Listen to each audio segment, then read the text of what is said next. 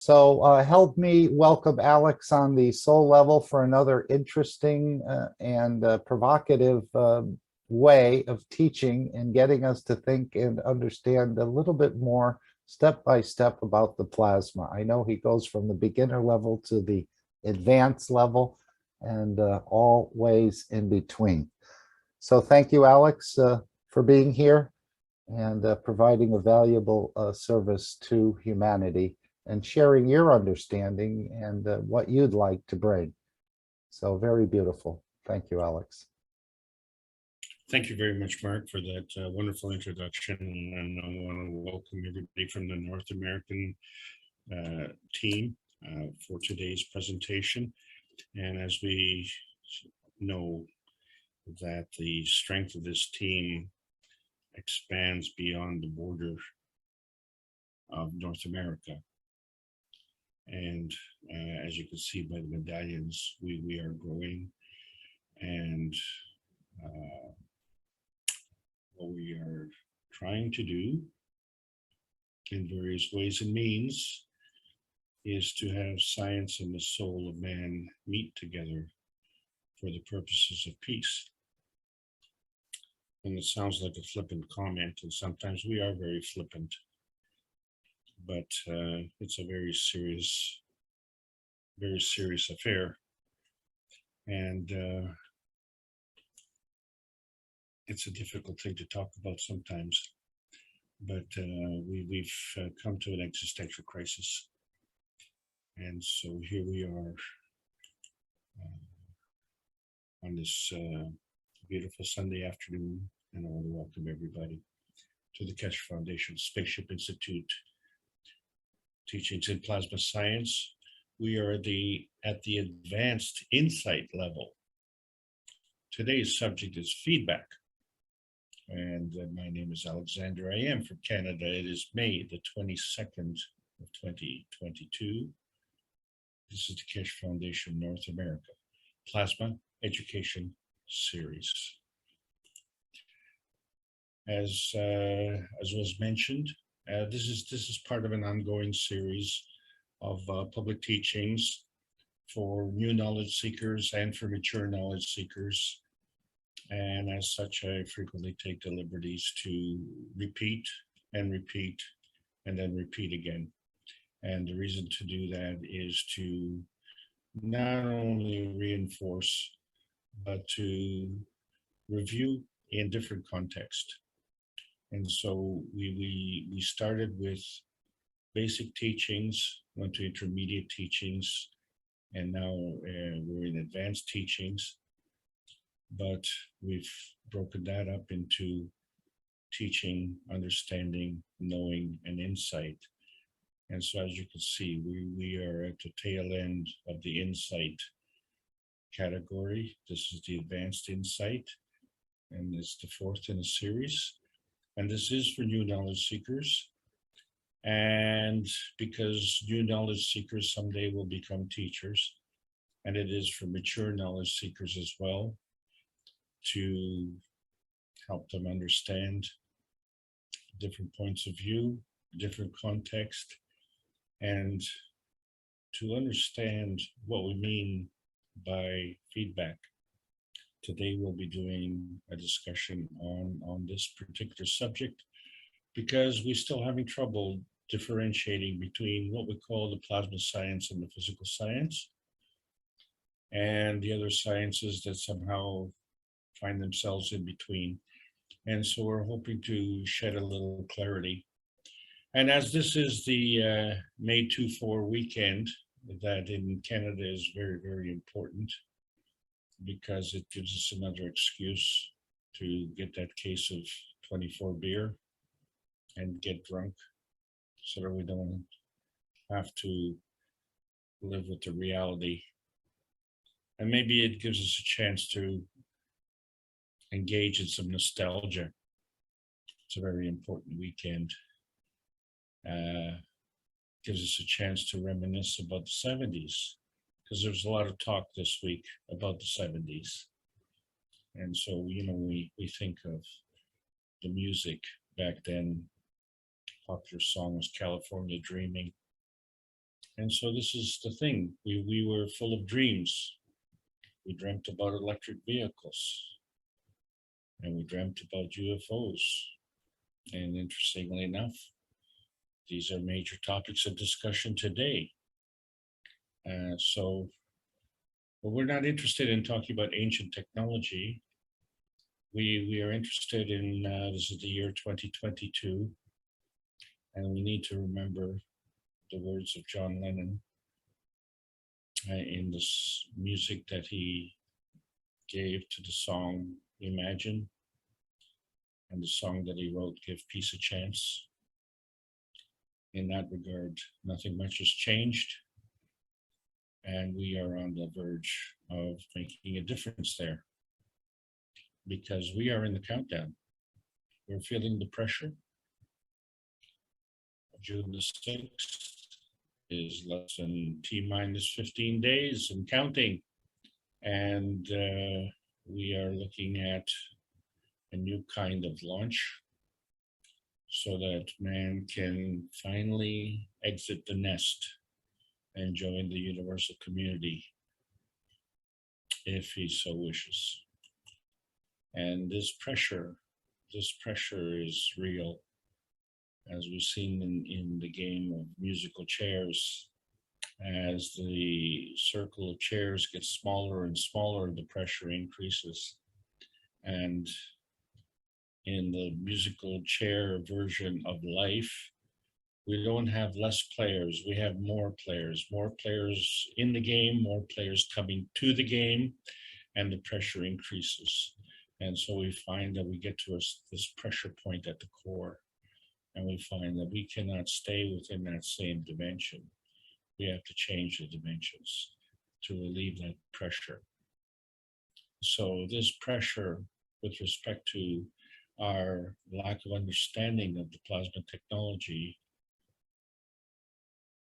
can be unbearable. And that unbearable pressure sometimes causes a flash from an explosion. Or it may just be a glow, or it may be a glitter. All of these have things to do with light and pressure. And as forces come together, they exert a lot of pressure. And so we have the ceramic cup of pressure to help man alleviate that pressure.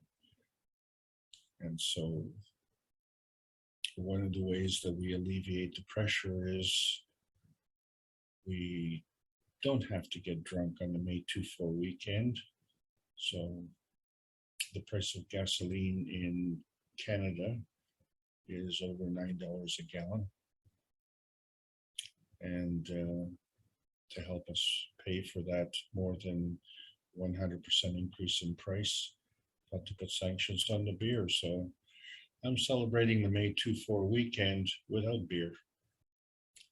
As a matter of fact, without alcohol of any kind. This is the way to alleviate the pressure, because as Mark has said, Mr. Kesh has already been there and done that. I'm traveling through uncharted skies, and I hope you enjoy the ride today, because hoping is we're all following a moral and sober leader. And so I, as a teacher, have to become a student. And I asked, can you hear me? Or you only believe what you see? But somehow we make positioning choices by default. And we're trying to sort all this out. And we see that the easiest way to sort it out is to get elevated. And how do we do that? Because to get there, we have to travel a very, very rough road. And as we're only a few weeks away from a major turning point, because we are wanting to see the feedback from our in-house testing. And we will shortly progress to out-house testing, and we're all good at that, aren't we? as we try and tune into the universe, turn on to the energy, and drop out of our resistance, our physical resistance to the future. And so we always have these favorite questions when it comes to what is the beginning matter? Which came first, the chicken or the egg? And we like to make tempests in our teapots. And as we discuss this and argue and debate, question which one is the feeder?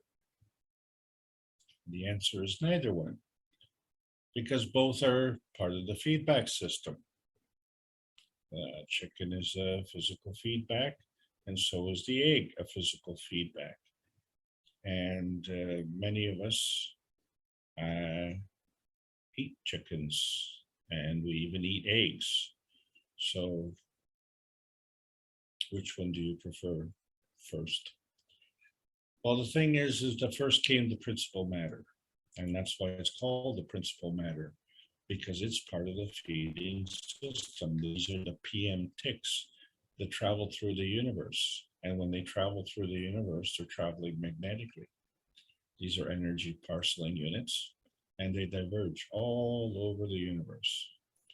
And then they have to dilute together into a force field. And they blend. And that blend includes the principal matter, the transition matter, and the convergence matter. And all this is part of the plasmagen conversion. The conversion to an environment. The conversion into a maggrav condition, which is gravitational, and which is also part of the environment. And the environment is the feedback system. And so the range between the feeding and the feedback is the maggrav condition. And we have a lot of confusion, as I say, what is plasmatic and what is physical. And so we try to define manifestation in looking at the difference between the stacker unit, which is kind of like our spine, and the universal unit, which is like our brain. And the thing is that two fields come together, they manifest to form another. So the formation of any field is a manifestation, and it is the plasma feeding that leads to this manifestation. But we come to this observation that the manifestation could be non-tangible or tangible, non-visible or visible, therefore plasmatic or physical. And even we see that there's a difference between the dark matter and the light matter. So there is a plasmatic reality, always. And there is a physical reality sometimes. So the manifestation is a form artifact. And we said it's a touchy-feely kind of thing, but the touchy is physical. The feely can be physical or emotional. And so the emotion of presence is also a form artifact of all of this that we're talking about is energy in motion. And so when we're discussing this with relationship to our soul, we find that we have a real battle going on. And that is a tugging at our soul and an anchorage of our soul within this planet. And this planet is trying to position itself in the emotion of presence, which is basically the midpoint between the emotion of the past and the emotion of the future. And it implies a straight line relationship, but it's not. It's curved. And the reason it's curved is because the future is affected by the present. And the present is affected by the past. But in the absence of a change, then you could extrapolate to the future. But when you introduce an independent variable, which is what we are, and when we introduce an action, which we are independent variables of action, then the future and the past cannot have such a simple relationship unless there is some sabotage involved.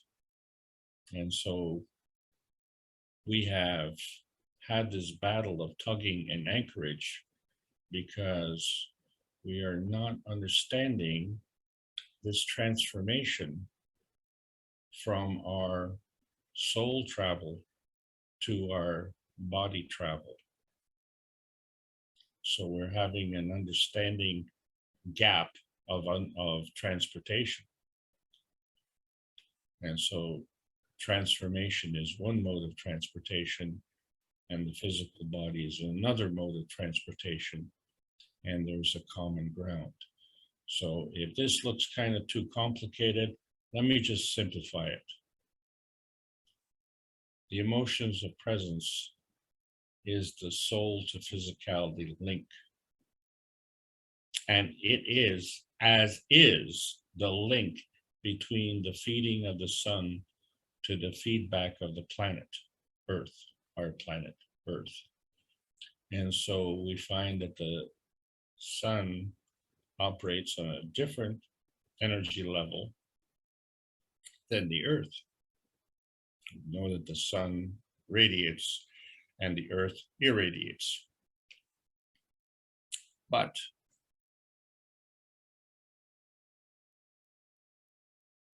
is it a feeder or is it feedback? In other words, can the feeding system be the feedback system, or can the feedback system be the feeding system? And so what we have to understand in terminology is specifically, what are we talking about? So in the plasma science, there is a soul of the sun. The manifestation of the sun is manifested from the sun soul.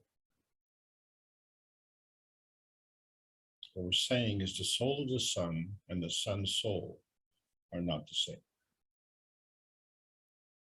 And so the manifestation of the sun soul is the sun itself. And so the sun itself is the physical sun. And so by extension, then we can say that the soul of the earth is the feeding of the earth. And the earth's soul is the feedback. But the soul of the earth and the earth's soul is not the same.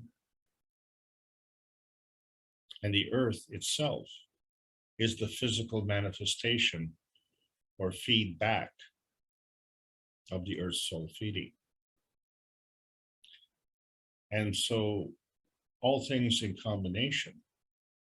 So when we take the relationship of the soul of the sun and the soul of the earth, then we can manifest the earth soul.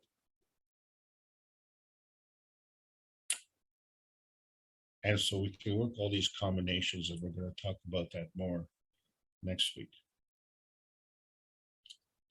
But we have to understand that between each of these energy levels, and these are all different energy levels, there's a feeding and there's a feedback. And so what are we talking about when we talk about the soul of the sun and the soul of the earth? So let's just look at the earth and what we discussed last week. We find that the minerals have souls. And we find that in Chile, we can mine copper, and in Indonesia, we can mine gold. And in the Middle East, we can mine oil. And so these are all byproducts of the earth. and the earth rotates, and the earth has a soul. But the copper seems to have gathered in the west, the gold has gathered in the east, and the oil has gathered in the Middle East, and it's not scrambled. If you've ever had scrambled eggs, you understand that you have individual eggs and you put them together and rotate, and you will scramble your eggs. Well, we don't have scrambled minerals. We are able to extract these minerals, and these minerals have a soul, and they remain intact, whether we take them from the Middle East and we ship them west, or we take the copper from the west and we ship that to the east, or whether we take the gold and distribute it right around the world. These minerals, how they were mined, remain intact. So therefore, the soul of the feeder of these minerals and the soul of the feedback of these minerals are two different souls. And because they're staying within the earth as a resource, the soul of the earth is able to differentiate between copper in the west and gold in the east. And when we mine this, and if we take the copper to the east and the gold to the west, it still remains in its physicality. So therefore, that soul is not compromised. So if the soul of the earth were to be compromised, you wouldn't be able to do that. So there has to be an earth soul. And if the minerals have a soul, because they interact with the earth soul to create the physicality of the mineral, and then you can transport that around. So then the mineral soul has not been compromised either. So there's a soul of the minerals, there's a mineral soul, and there's a physical mineral as well. So what this is a physical representation of the new atomic math that we've been talking about. And so when we looked at the periodic table of elements, we've seen that the mass of the neutron is how we differentiate the different elements. But in the plasma atomic math, we have to include not only the neutron mass and proton mass and electron mass, but there's always been something missing, something that we've always been fudging. And it's the mass of the P and ticks, which we said are the feeding systems, plus the total mass of the matter gen, antimatter, and dark matter, which is part of the feedback system. So the totality is achieved through energy level balancing and positioning, because energy is always in motion. And because energy is always in motion, we have, when two, that is all things in combination, when two come together, then there's a creation. And so the question is, well, what exactly are we creating? Because we could be creating a mess as well. Well, the universal harvesting system is well organized, and it breeds self-enhancement. Man-made system, which we call louche harvesting, involves self-consumption and the lying, cheating, and stealing of others. And so what we're saying here is that the universal harvesting comes from the universal feeding, and the louche harvesting comes from the feedback.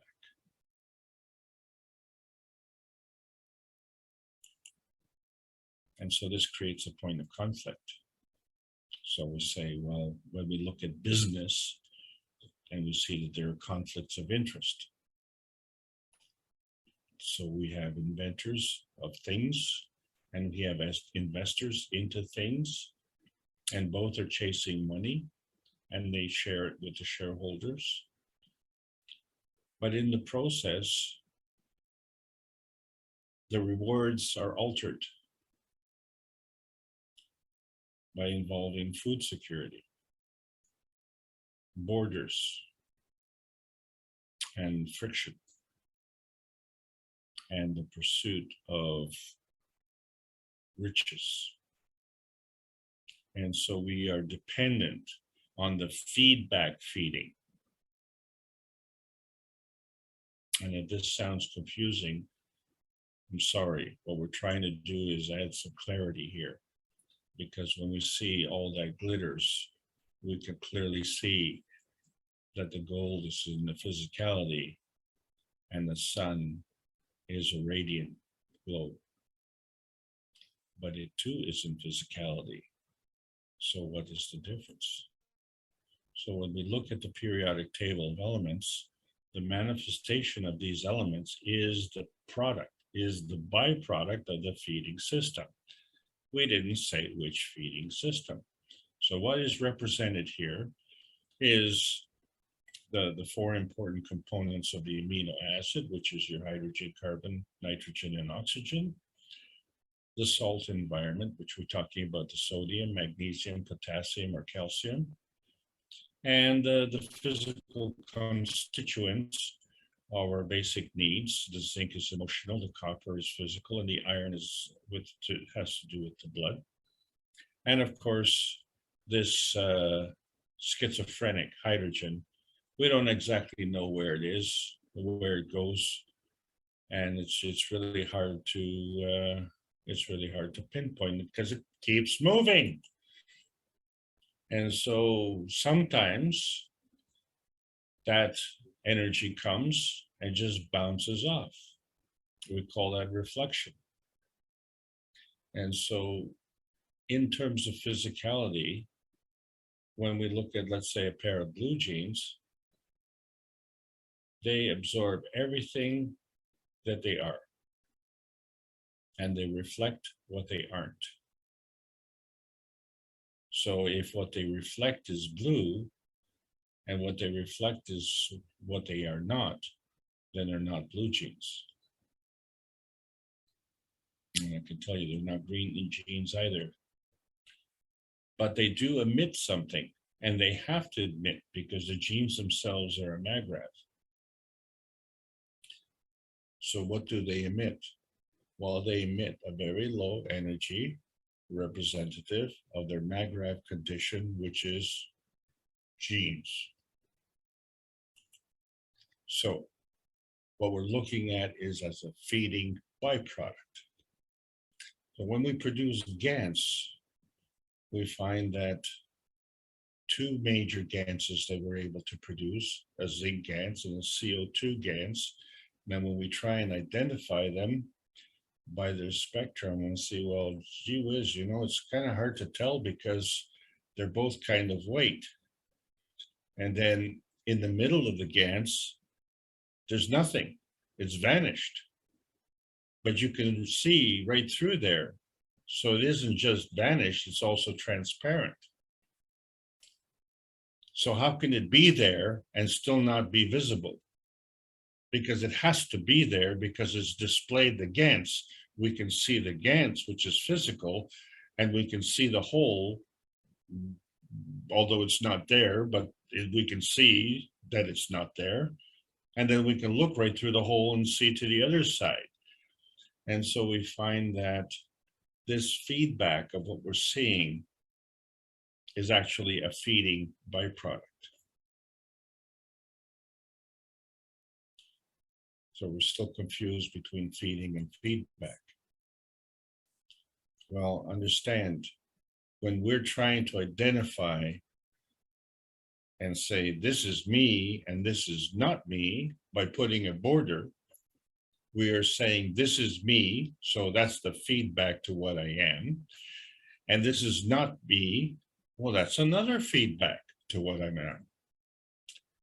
Well, if I'm me and I'm not me, and there's a border in between, but at what point is that border me, and at what point is that border not me? So there's got to be some point in between, and I can't see what that point is. So that becomes the vanishing point. And the vanishing point then becomes the point between 2 points. And so this leads us to the fundamental principle of the twinity. And so what we see is that the speed of rotation of the plasma of the electron is dictated by amount of the magnetic fields which are transferred from the large twin plasma of the proton to the plasma of the smaller twin plasma of the electron. And the combination of the electron and proton is an atom. And this happens to be the construct of the hydrogen atom, because the hydrogen atom does not have a neutron, but all the other elements have a neutron. So what we see is between the two, that we see that there's a transmission on the x-axis by rotation, a transition on the y-axis through the poles, and there's a crossover point. And we don't know exactly how we cross over from the linear to the circular, so we fudge it with the pi, 3 and a bit, whatever that bit is. And so we now understand that our emotions can also do a co-creation. And so we have the emotion of the soul of man, and we also have an emotion of the soul of the body. Well, how can we tell the difference? There's got to be some kind of fudge factor between those two, because as you can see, we can go through various dimensions, and each of these dimensions have this geometry. And fortunately for us, when we wake up in the morning, we always wake up within our body.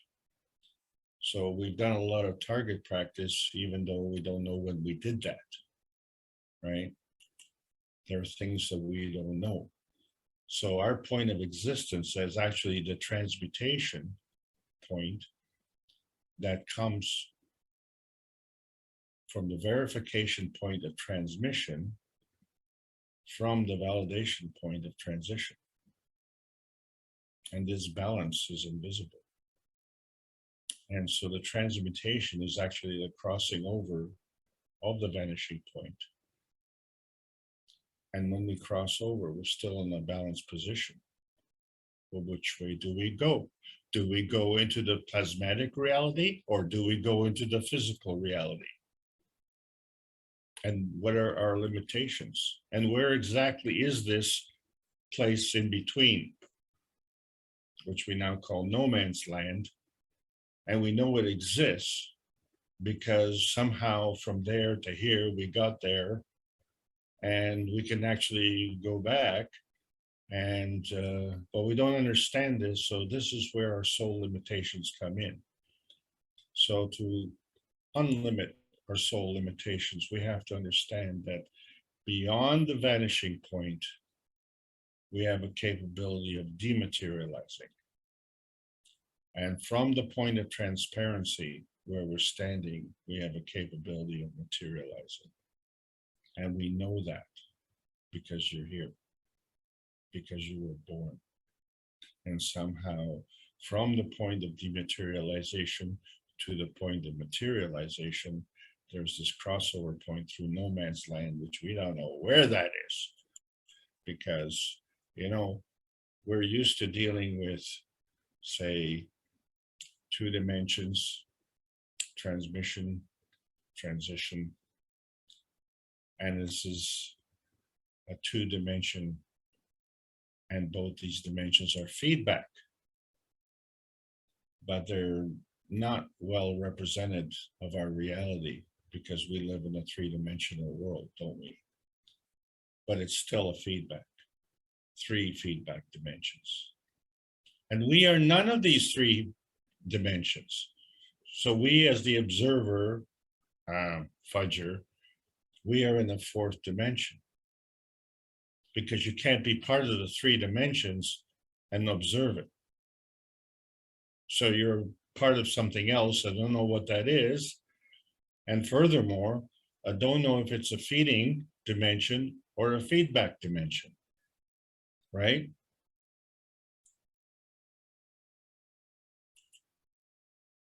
So we're asking too many questions, but maybe we're finally asking the right questions, because when we ask the right questions, we may get the right answers. So we understand that the GANS comes from the air. So the feeding system consists of the plasmatic nitrogen, plasmatic hydrogen, plasmatic oxygen, and plasmatic carbogen. This constitutes the plasmatic amino acid, non-visible, non-physical. And then we create the amino acid, which is physical.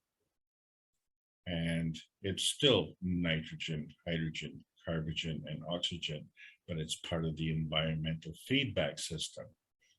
What environment are we talking about? Well, we're talking about our Earth.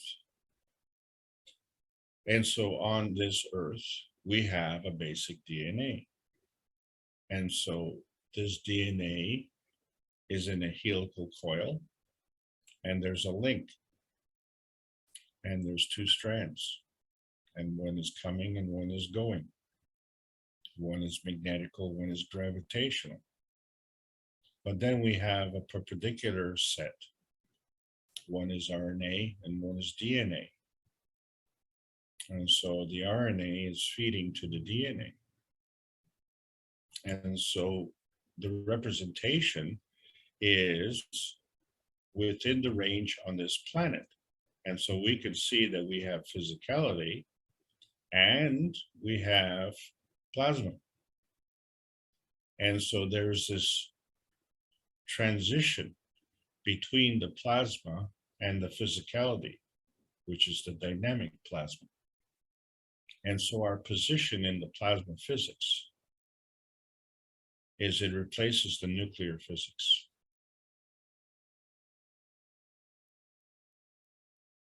So today, we are at the point where we have to make a determination on who we're going to gamble with.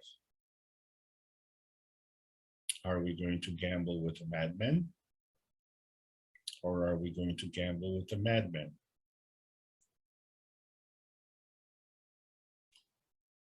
And so place your bets, ladies and gentlemen, because the fact of the matter is that our environment is feeding us. And the reason it's feeding us is because we have a preference for this environment. And what we have to understand is that our preference for this environment was Earth and not Mars. If our preference would have been Mars, we would be having this discussion on Mars. But why would we want to go to Mars and terraform Mars when Earth is already terraformed? And if we could understand why Earth was terraformed and how it was done so, then we could do that on Mars. But we are making a mess of our planet here. And then we have the audacity to think that we can terraform Mars, which we've already proven. We can't even terraform Earth. And we wonder, why are we constantly looking at this environmental feeding from the Earth? Is because we have a preference for the Earth. That's why we're here. And why the Earth? Well, that has to do with some sentimentality. Because what we have a preference for is our physicality. And what we have a sentimentality for is our physicality on this environment. So two things, our physicality on the physical earth. So our preference is our physicality, and our sentimentality is of the earth, not Mars.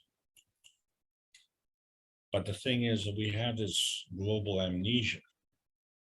And the thing is, we have this similar amnesia when we dream.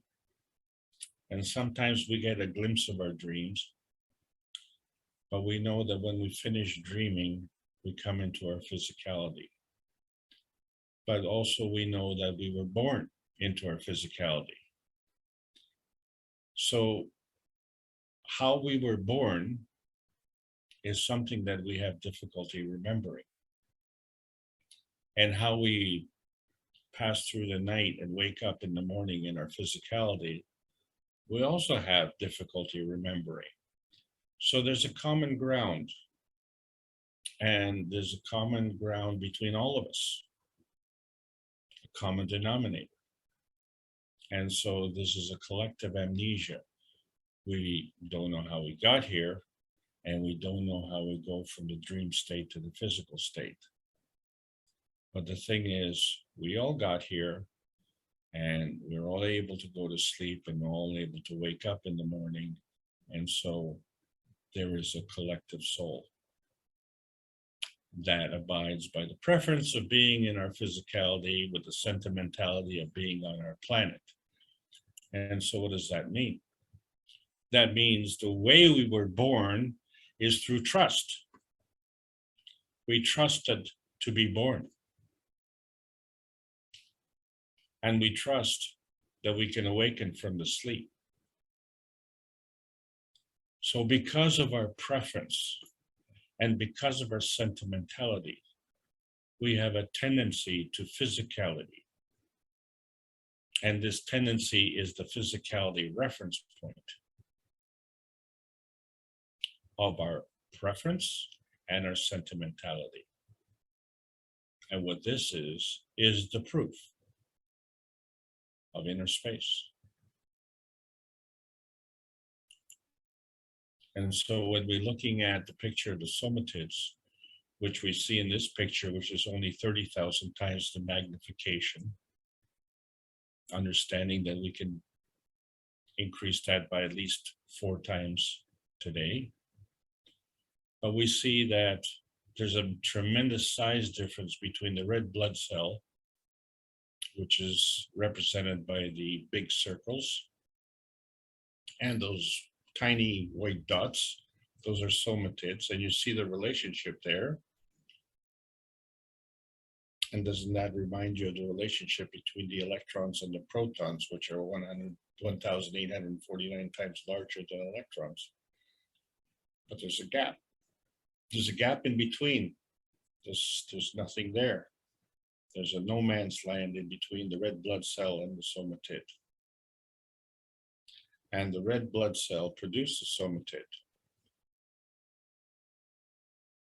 And since this is a picture, you can't see that. But if this was a moving picture, which is what the somatoscope shows, a moving picture of blood in action, where the blood produces the somatid, and the somatid is capable of moving. And the way it moves is with reference to other somatids and with reference to other blood cells and with reference to anything else that's in there. And so the healthy red blood cells produce somatids. And the quantity of somatids produced is directly proportional to the health of the red blood cell. In other words, a healthy red blood cell produces a lot of somatids. This is the essence of the vitality of physicality. And it is also the essence of the vitality of the emotional spectrum as well. And since the blood is the anchorage for our physicality, which we prefer, and the sentimentality of the earth, which we prefer, and in a healthy environment, we see the abundance. This is the proof of inner space anchorage. And you have to question, why are these microscopes illegal? So we see that the focal point of light is actually our version of history. And so we take what we see and what we hear and we make a conversion. But maybe the reality is the inversion, because we are always concentrating on the physicality, which is a representation of the focus on divergence and the focus on convergence. But which way are we going? We don't know, because it all depends on our point of view. So if we look at the Earth point of view, and we look at the representation that we have with a double rainbow, and it's hard to see the second rainbow, but this double rainbow is opposite to the first rainbow in terms of its color sequence. And inside the first rainbow, the inside is blue, but inside the second rainbow, the color is red. But the colors represent the physicality. So the outside of the outside rainbow is part of the feedback, and the inside of the inside rainbow is part of the feedback. So in between the two rainbows, which is a different color and it's much darker than the color in the other two fields, this becomes the feeding zone. And it's transparent because we can see one zone to the other zone, but there's nothing in the middle zone. It's made of dark matter. And this becomes the transition zone. Sorry, the transmission zone, because it is the point of motion that travels around the Earth, because the rainbow follows the curvature of the Earth and is seen by both rainbows. So therefore the transmission zone, which is in between these two rainbows, also follows the rotation of the planet. And so we see that if we are in the third dimension within the physicality and we are part of the feedback system, and we can see transparently to the outside, which is part of the feedback system, then when we look at the fourth dimension where we can't see anything and we're not part of that system, what is it? And so that's the gap. And so if we review the nanocoating that we see on a copper wire, we find that the nanocoating is in layers. And there's a synergy that develops where you have 1 and 1 is more than 2. And we have these star formations that develop. And then the question is, are they head to head or tail to tail? And so when we compare this to the cover of book number 1, and we see the representation of the Magrav, where there's the physicality and the plasmatic reality, and we can see that that star formation also can be head to head or tail to tail. And these are the core components of the balance between feeding and feedback, right? But we don't know if it's feeding or feedback, because we don't know which way is forward, which way is backward. And we don't know if it's upside down or what. And then when we can't see the link, we'll say, well, it's vanished. but we can see from one side to the other because that little tiny red dot in the bottom right-hand corner, that's our tiny little perfect world, which is entrenched in this vast universe. So our universe, that teeny tiny red dot, is only a part of the rest of the universe. And so we are obviously can see our little planet, but we can also see the rest of the universe. But what we can't see is the link. So when we talked about lamination a week ago, we can see that if we line up all the map graphs together, they create a synergistic structure. And when you have that synergy where 1 and 1 is more than 2, and because it's in motion, it has to go somewhere. So you now have a plasmatic superconductivity that is derived from the laminar flow. And so the laminar flow is magnetical within the constitution of gravitational. So getting back to this rainbow, we find that the outer rainbow is an inversion of the inner rainbow. And if the outer field is 3 dimensions and the inner field is 3 dimensions, and those dimensions are visible, and this field in between is non-visible, then somehow there is a connection of each color. So the flow in the outer rainbow is along the red lamination, and the blue will follow the blue lamination. But likewise, on the inner rainbow, the red will follow the red lamination, and the blue will follow the blue lamination. So the connection is the red to the red and the blue to the blue, because that's how we got from here to there. But the thing is, even between the colors, there is a transition. There's this no man's land in between each of these colors, because at some point, the violet becomes blue, or the blue becomes violet. It all depends on which way you're going. And what is that point? Can we touch it? Can we see it? Or is it just somewhere in no man's land? And so we kind of, one moment we're blue, next moment we're green. What happened in between? I don't know. I'm not exactly sure. And so this is what happens when we die.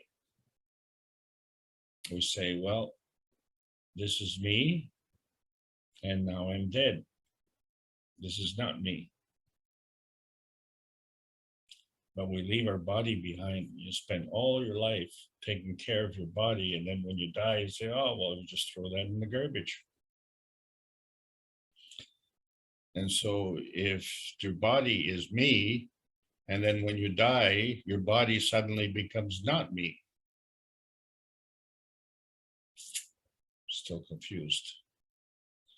So what we find is that this area of transmission between these two physicalities is what we're talking about, the peace stone. Because the peace stone is not you, but it is a representation of you as part and parcel of the collective soul. And so part and parcel of the collective soul is the transmutation represented by the field strength of the Z-axis. And when you have this field strength, you need to know the strength of the flow and the direction of the flow. And what determines that is the charge gradient and the gradient charge. And in that process, there is a plasma at the core. And when you have two fields with two plasmas, And these plasmas interact and you have a dynamism. And so within each core, there's a energy in motion. And between the plasmas, there is energy in motion. So there's always a relationship reference. And this is how we can transcend these different energy levels. And these energy levels are all relationship references where two fields come together and they form another. So this is the byproduct of synergy. And the field strength is a susceptibility. So can it remain, or can it go, or can it be a catalyst between two references? And so we find that we can actually transcend these different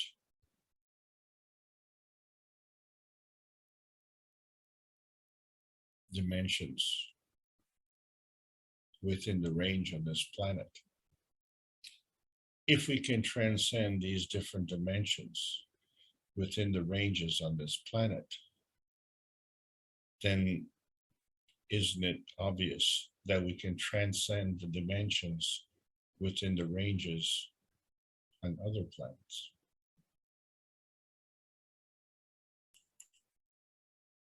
Because the plasma feeding rule, you see, it's a feeding rule. The higher strength feeds the weaker strength. So what is stronger and what is weaker? Isn't that the question? And so when we look at how the universe is created, it follows these rules. It exists from energy. Energy is always in motion. So energy is always positive. So the charge is actually the charge in motion, whether it's positive or negative. Well, there's always a convergence into a plasmatic reality. And so when we look on the cover of book number 1, the universal order of creation of matters, we see the convergence of these various forces, which may or may not be physical.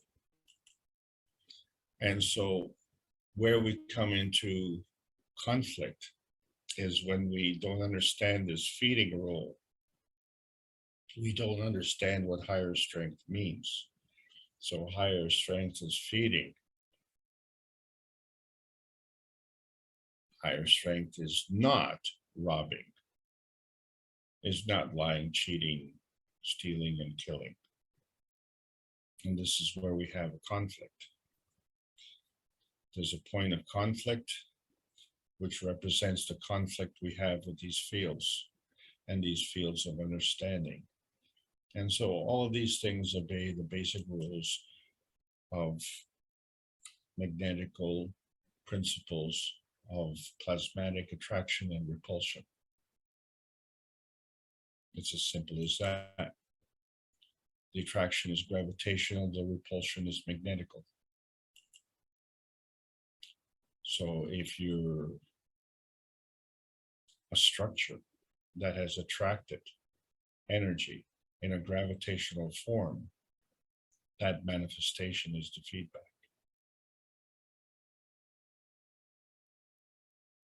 And if you're emitting energy on a magnetical basis, that is the energy that you're feeding.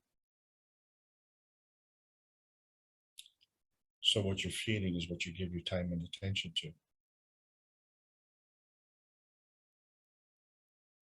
And the feedback is a direct result of what you're feeding. This is the whole point, because we're talking about a two-way street. Unfortunately, we call it gravitational natural decay because we're losing energy. So there's a decay in the amount of energy that is being contained within the Maggrav condition, but it is still a creation. And then if we add the energy, it becomes a natural creation. So it's easy to understand the creation because we plant a seed and it grows into a plant. So obviously there is creation, or we are a baby and we grow into an adult. So obviously there is a creation. But, you know, as an adult, we grow old and maybe we decay. So what does that mean? that means we are not emitting the right energy, and we're not absorbing the right energy, or we're not giving enough of what it takes. And how much does it take? It takes what you need, no more, no less. This is the fundamental principle of the nuclear decay of the neutron, because in the process of creating the atom, the electron-proton combination, there's also creation of the PM tick, which the PM tick is the feeding system, and the electron-proton atom is the feedback system. So now we understand that whether we are in the creation, and that's a two-way street, so the creation is opposite to the decay, or we're in the decay, which is a two-way street in the relationship between the creation and decay. And then if there's an overall creation two-way street, and there's an overall decay two-way street, then there's an unseen bonding factor, which when we don't understand it, we kind of have to fudge it, but you know it's there. And how do you know that? Because we can always tell what something is through its plasmatic spectrum or its physicality spectrum. And there's a crossover point. So whether it's on Earth or whether it's in space, there's a crossover point over no man's land. There's the bond between here and there. This is the covalent bond. The covalent bond that is unseen, but it follows the basic principles of plasma feeding. And so this is how we make the cups of life. And today it's even more important to make the cups of life than ever, because each cup of life creates a magnetical and a gravitational field, the giving and the taking of energy. Well, one cup happens to be emotional and one cup happens to be physical. And if we want the exclusive determination to be emotional or physical, then keep the batches at least 1 meter apart, because fields do interact. But if we keep the cups together, then they become the cup of man. And inside these cups, we create GANs, and we create amino acid, and we create water. And so we find that all of these creations come from the plasmatic air. And once we have this magnetical gravitational field force in each individual cup, then each individual cup gets a soul. And when these cups collectively work together, then collectively they have a magnetical gravitational field. And then collectively, they have the collective soul. So this is the principle of the matter plasma. When we look at the physicality, which we say is a feedback system, and the matter-gen state, which is plasmatic, is part of the feeding system. But not exclusively, is it? All it is a common denominator. There is a common denominator and there is a focal point. And so that focal point can be the physical matter state or the plasma matter state. And what is your focal point? Because you see, the energy feeding packs, the PM ticks, which create this spice of life, because there's 7 billion of us, all different, all independent variables. But we're all feeding through our emission of our dream energy. And we're also being fed through the indomitable spirit of the soul.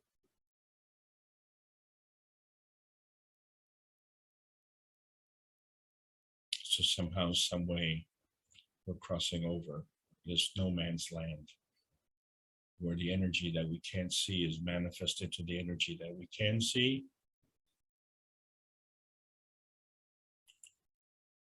And so this all becomes part of the Magrav feeding conversion, where the Magrav condition of what we can't see, the combination of the energy which comes in, and more energy comes in and is absorbed through the gravitational attraction. And from there we can emit out, and even more out, the magnetical repulsion from a magnetosphere. So there is a range between the magnetosphere and the core. And at the core, we have this pressure of interaction of plasmatic fields with other plasmatic fields. And so the way the feeding is done is what we call susceptibility, and it's based on our points of view. So our point of view as a physical body is from our soul's point of view. And the earth's point of view as a physical body is from the earth's soul's point of view. And so this point of conversion, where we're converting by inverting between our soul and the earth soul to manifest into this physicality. And so we can actually transform from the transportation of our soul and transform into the transportation of our body into the transportation of the earth vehicle.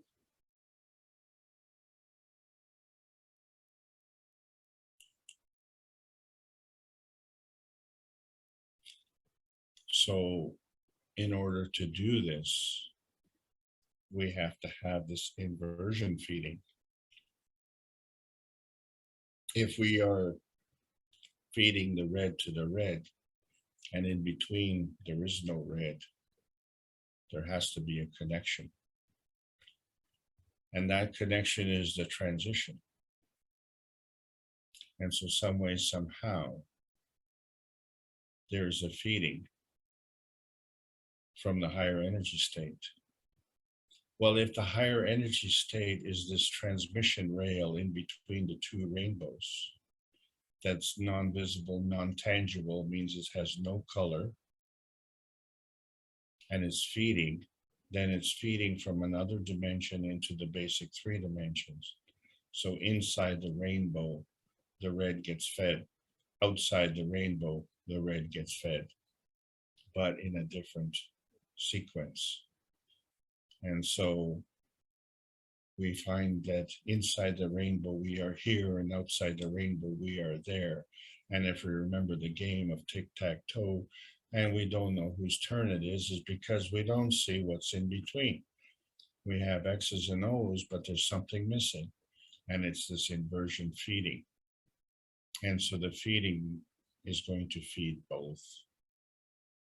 The feeding is going to feed both because it's of a higher energy level, and it can do so. And this is how we create the plasma dome, the peace dome. And so the rate of intention, the rate of transmission is based on the soul intention that is feeding. So what it is feeding is intention specific. And what the feedback is environment specific. And so the difference between the feeding and the feedback system as it crosses over no man's land is the difference between the emotion of presence and the presence of physicality.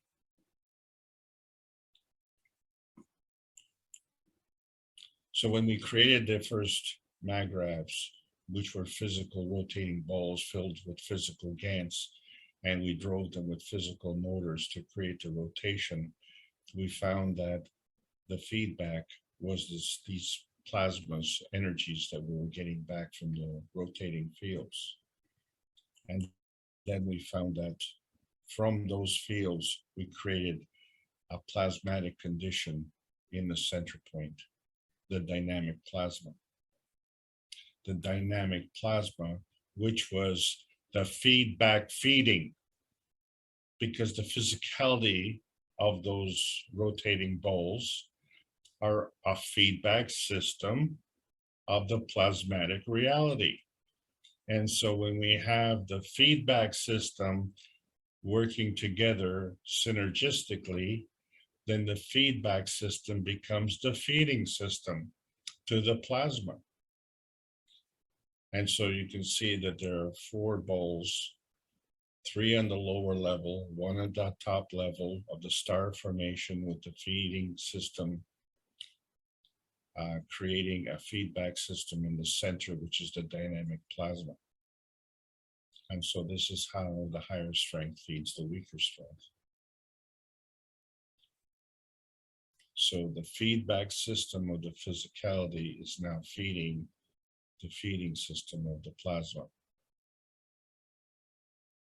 And as we're trying to clarify the situation here, maybe we're confusing the issue. So let's understand. When we talk about the funnel feedback system, so we say that the feeding system is the soul of the man specific. And so the soul of the man has a preference. And that preference is a presence of physicality. And the feedback system is environment specific. And our environment is sentimentality attached to the earth. And so the emotion of presence is the link, the feeding of the soul intention, which is specific to our preference and our sentimentality. And that becomes the emotion of presence. And so our emotion of presence is part of the feedback system.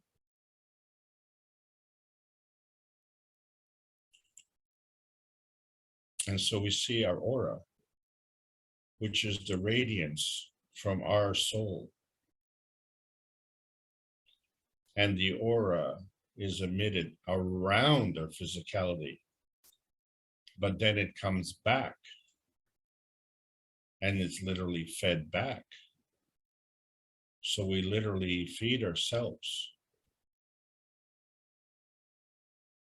So if you're feeding misery and terrorism, then that's what you will get as a feedback. So it becomes very important what you're feeding as part of your radiance, because that becomes part of the feedback radiance. But is it of the same energy? And it can't be, because if it were, then there would be no energy in motion, because then there would be a balanced Magravh condition. But we know that energy is always in motion. And so there has to be a creation or a decay. And this is all part of the dynamic plasma of your aura, which is you and you and your physicality, and you and your aura. But that's not taking enough into account, because there's a dynamic plasma interaction.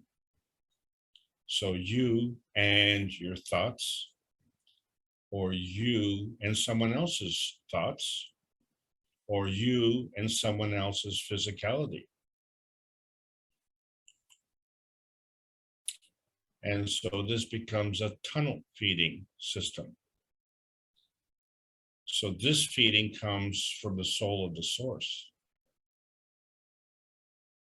We didn't say which source. So the soul of the source is the feeding system. And the feedback environment, well, it's still our sentimentality. That's our physical presence. and we prefer our physicality in the presence of physicality. And so our intention becomes a balance point between the soul of the source and the feedback of our environment. So the emotion of presence then becomes a balance of our preference and sentimentality between our source and our, which is our feeding system, and our environment, which is our feedback system.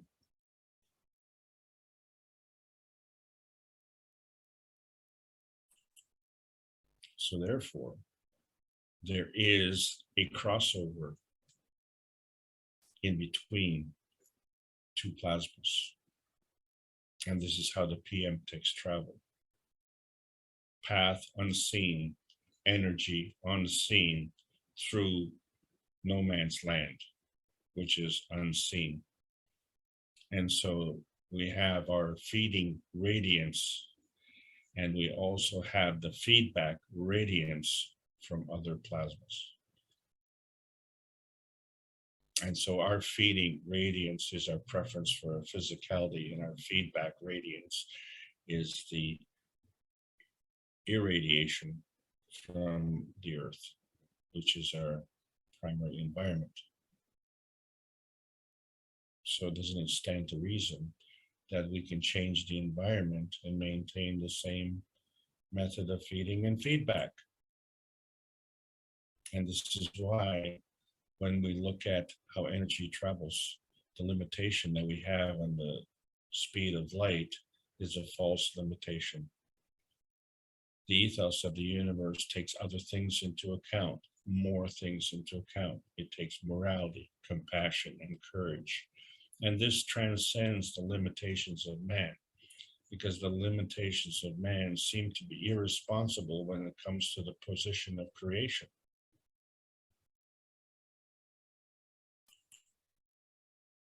So we find that the feedback that we're getting is not complete.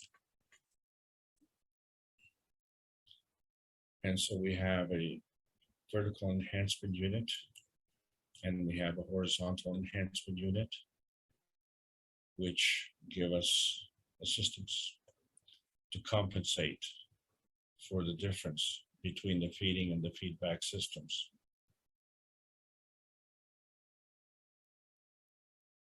We didn't say which feeding system. We didn't say which feedback system.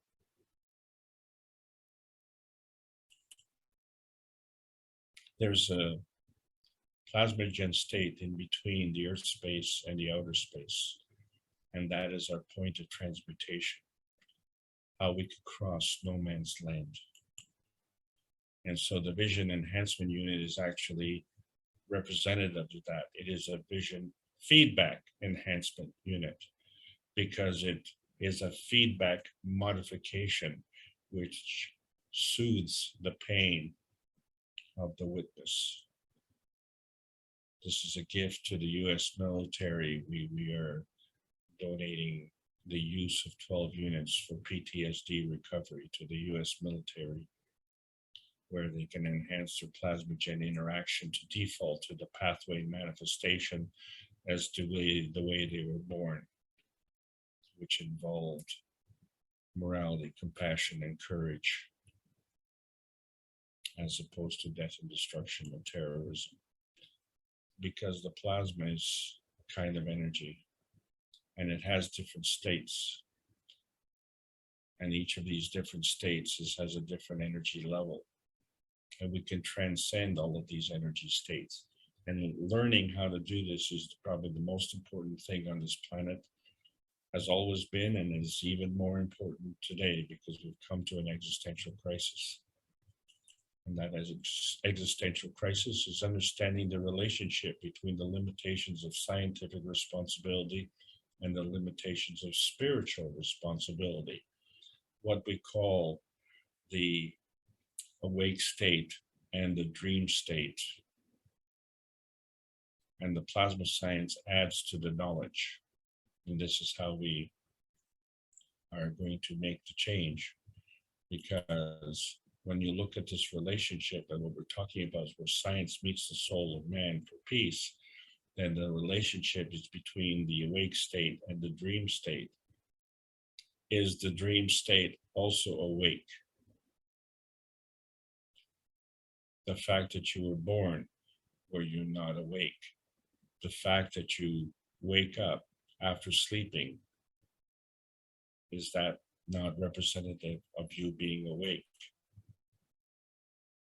Is that not representative of the same thing when we say, well, the awake state is the nano state, right? It's a superconductor.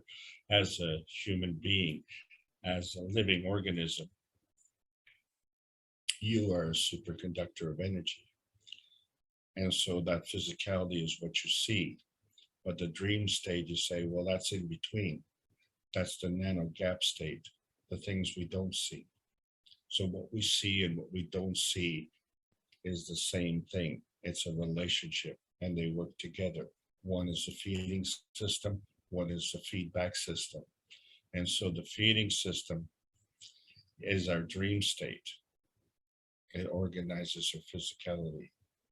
And that's part of us, our inner space. So when we're looking for peace, we're looking for inner peace, because you have to have inner peace before you have outer peace. So you have to have the inner space before you have the outer space. We already know about the earth peace, the earth space. This is where science meets the soul of man for peace. And so we know by connection that there's more to dreaming than what we dream. So there's a part that we don't remember, this amnesia. We're already having difficulty remembering our dreams, which is nearness and proximity to our physicality. But then there are energy levels beyond. And so we have to learn the art of dreaming and the art of plasma dilution. And we know it's there because of the connection. So when we look at the soul sequencing, we see that the soul of the sun, remember that? And the soul of the earth attracts the soul of the earth, soul of the man. That is the convergence of two fields coming together. So once you have the soul of the man, then the soul of the earth interacts with the soul of the man and attracts the soul of the body. That's the inversion. Now when you have the soul of the body plus the soul of the earth, this manifests itself into the physicality of the body. And so this is following the default pathway of manifestation, the divergence of energy into the convergence of physicality. Excuse me.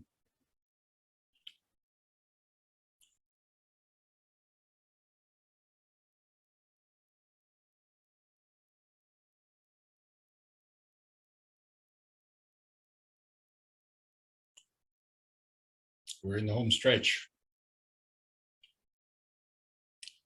So we understand that the RNA is part of the feeding system and the DNA is part of the feedback.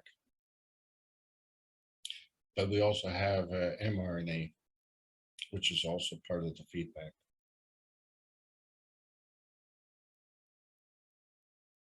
So it's the feedback feeding the feedback. And the feeding is feeding the feedback. So our amino acid is our matter-gen state. And the manifestation of the matter-gen state into the physicality is a balance point between the feeding and the feedback. And so we look at the soul of the earth relationships. So the relationship has to do with the soul of the sun and the soul of the man. This is your outer space. So the soul of the body becomes your inner space. And the soul of the body interacts with the earth space. So this becomes the physicality of the body. And we are ever binding, aren't we? We bind our energies by stealing from others. So we feed ourselves at the expense of others.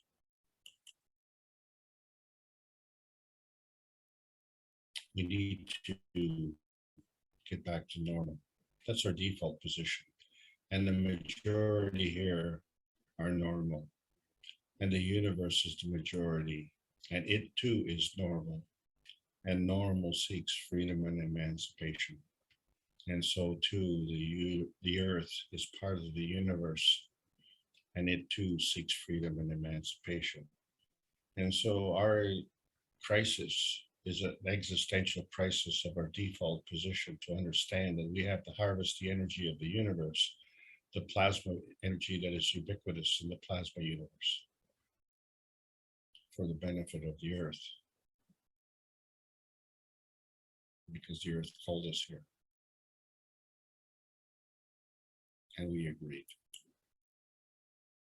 We agreed to come from outer space to the earth space.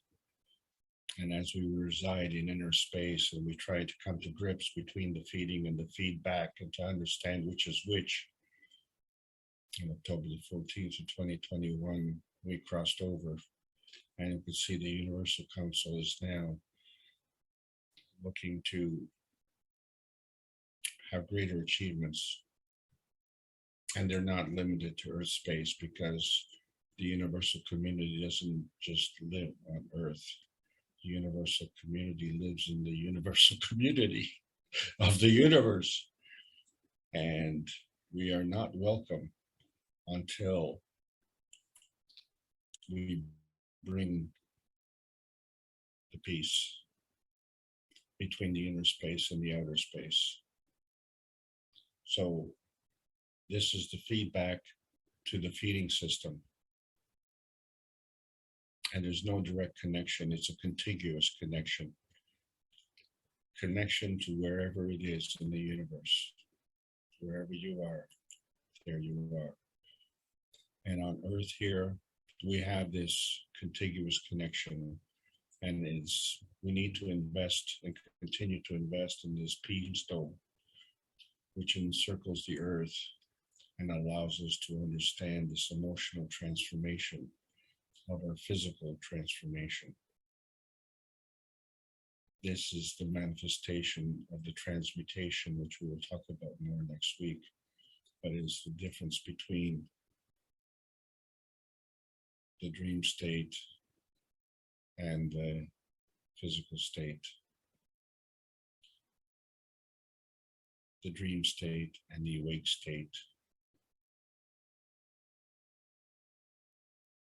And this involves responsibility, not something to shy from, but something to embrace.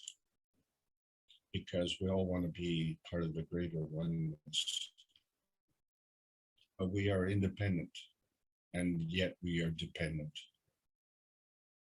So it's important to understand that our radiance is a feeding system. And our radiance stems from other feeding systems. So our radiance then becomes a feedback system.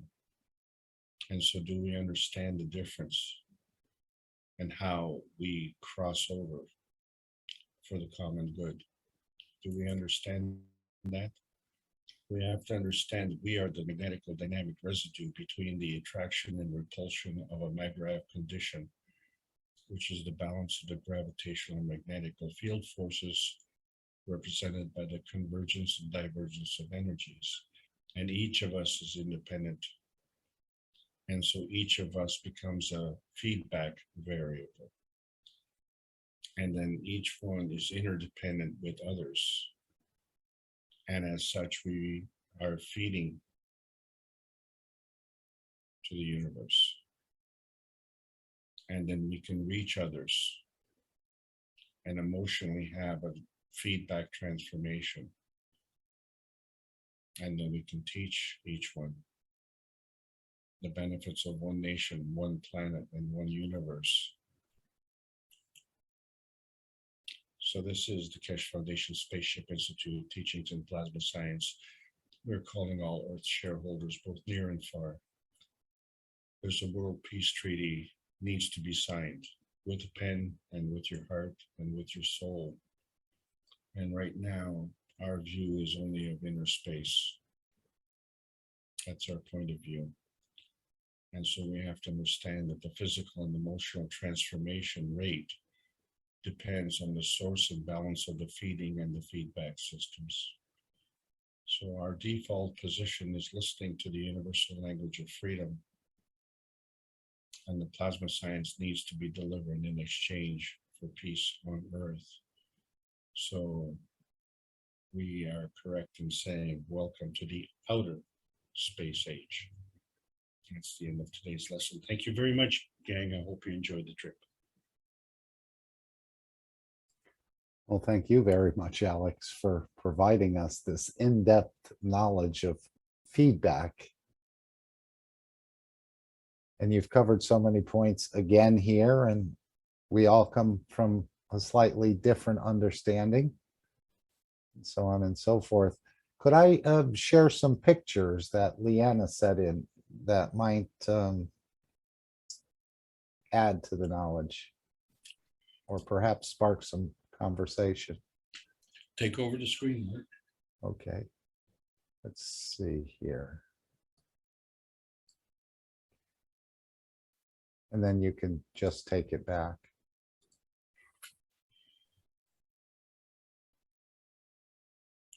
Oops. Why that's not there. Let's see.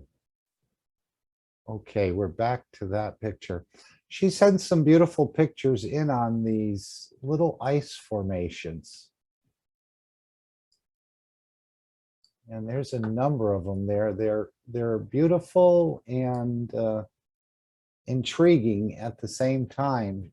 She wrote in the telegram, it may seem like I'm stuck in the ice ages for sharing this compared to the levels and depth of advanced plasma technology, but I honestly can't get over how beautiful plasma ice is.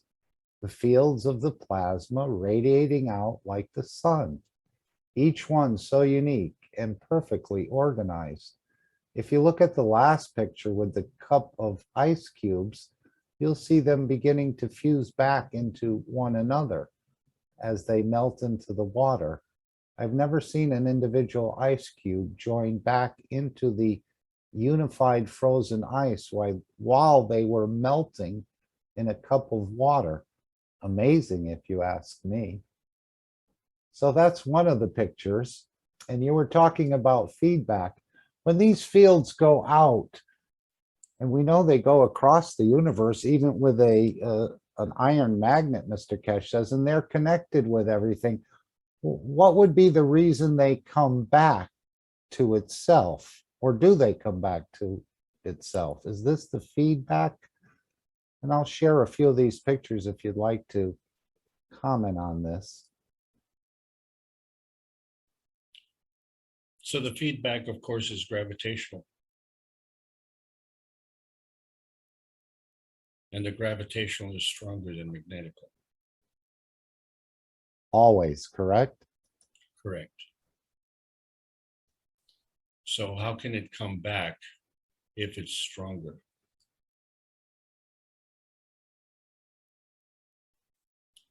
Because it's coming back to you in the physicality. So it's a plasmatic feeding to the physical feedback.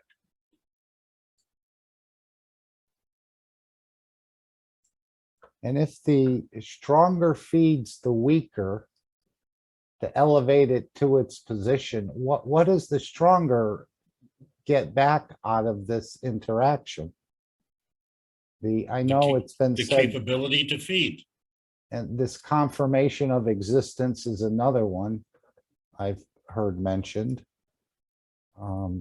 That the stronger, by elevating the weaker, actually the weaker, it feeds back a confirmation of existence for the stronger. That's right, because you have to have a point of convergence, and that is a magriff. So the energy flow is the residue.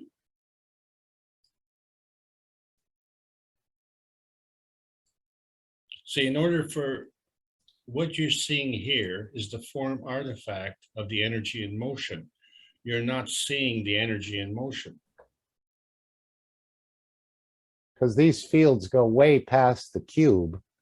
That's right. We're just seeing it in the sort of matter state in a way, Correct. frozen Correct. there. But here's another one. My God, these pictures are beautiful. Aren't they? This is something else. And they really tie into your sharing today. And there'll be one more, I think, unless I end this one as well. So you have to understand that the termination point of these individual rays is not terminated. It doesn't just stop, it has to keep going. So you have to imagine a pathway going from the terminal point beyond. And then if it's going from that point beyond, it has to be replaced. So at some point it has to come in. But in order to balance this flow, you have to understand it's also a two-way street. So each path that you're looking at, what we're seeing is the physical representation of the one-way path. What you have to imagine is the plasmatic representation of the other path, the balancing path. And of course, we're more gravitational than we are magnetical.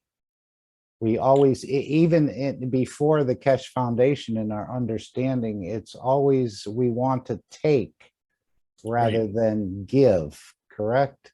Right. And right. If the lowest common denominator. Yeah, and so if we give more, that is going to mean we could absorb more? That's correct. Into our feeding. Let's say we want to be able to feed more on the fields. We become more gravitational to do that, or do we become more magnetical and giving, and in return, those come back to us in a way for feeding, let's say? Your focus point becomes magnetical. Let's take a very basic example. If my neighbor is sick and he doesn't have the money to pay for my goods and service because of his sickness, that puts me out of business. So his welfare is my concern, because my concern is my welfare. So my welfare is interdependent with his welfare. But too many of us are saying, well, you know what, too bad for him. I'll just go look for another customer. And so we get away with that and we think that's good enough. But at some point in time, there comes a reckoning. And we are at that point of reckoning, this existential crisis that we've come to at this point in time now. And it's as good a time as any. It's as good a time as any to resolve these issues. Okay, I'm just looking for the one she was talking about. I've got so many things open here, but they're very beautiful, and it's a beautiful example of the fields. And we've seen them before, but she seems to be quite enamored. They're very satisfying to, intriguing, but yet satisfying to. That's the emotion it generates within me. And something we could never even imagine, I don't think, before the foundation. Yeah, so this wasn't done with a brush. Right. And it wasn't done with a jigsaw. or a lathe.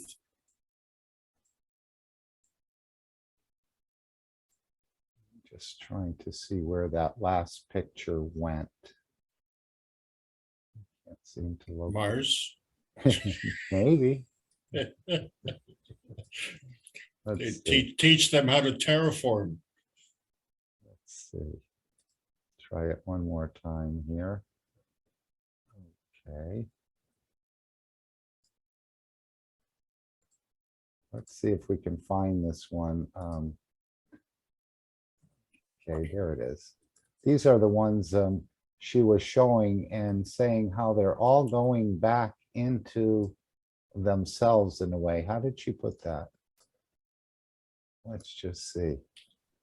I've never seen individual ice cubes join back up into unified frozen ice while they were melting in a cup of water.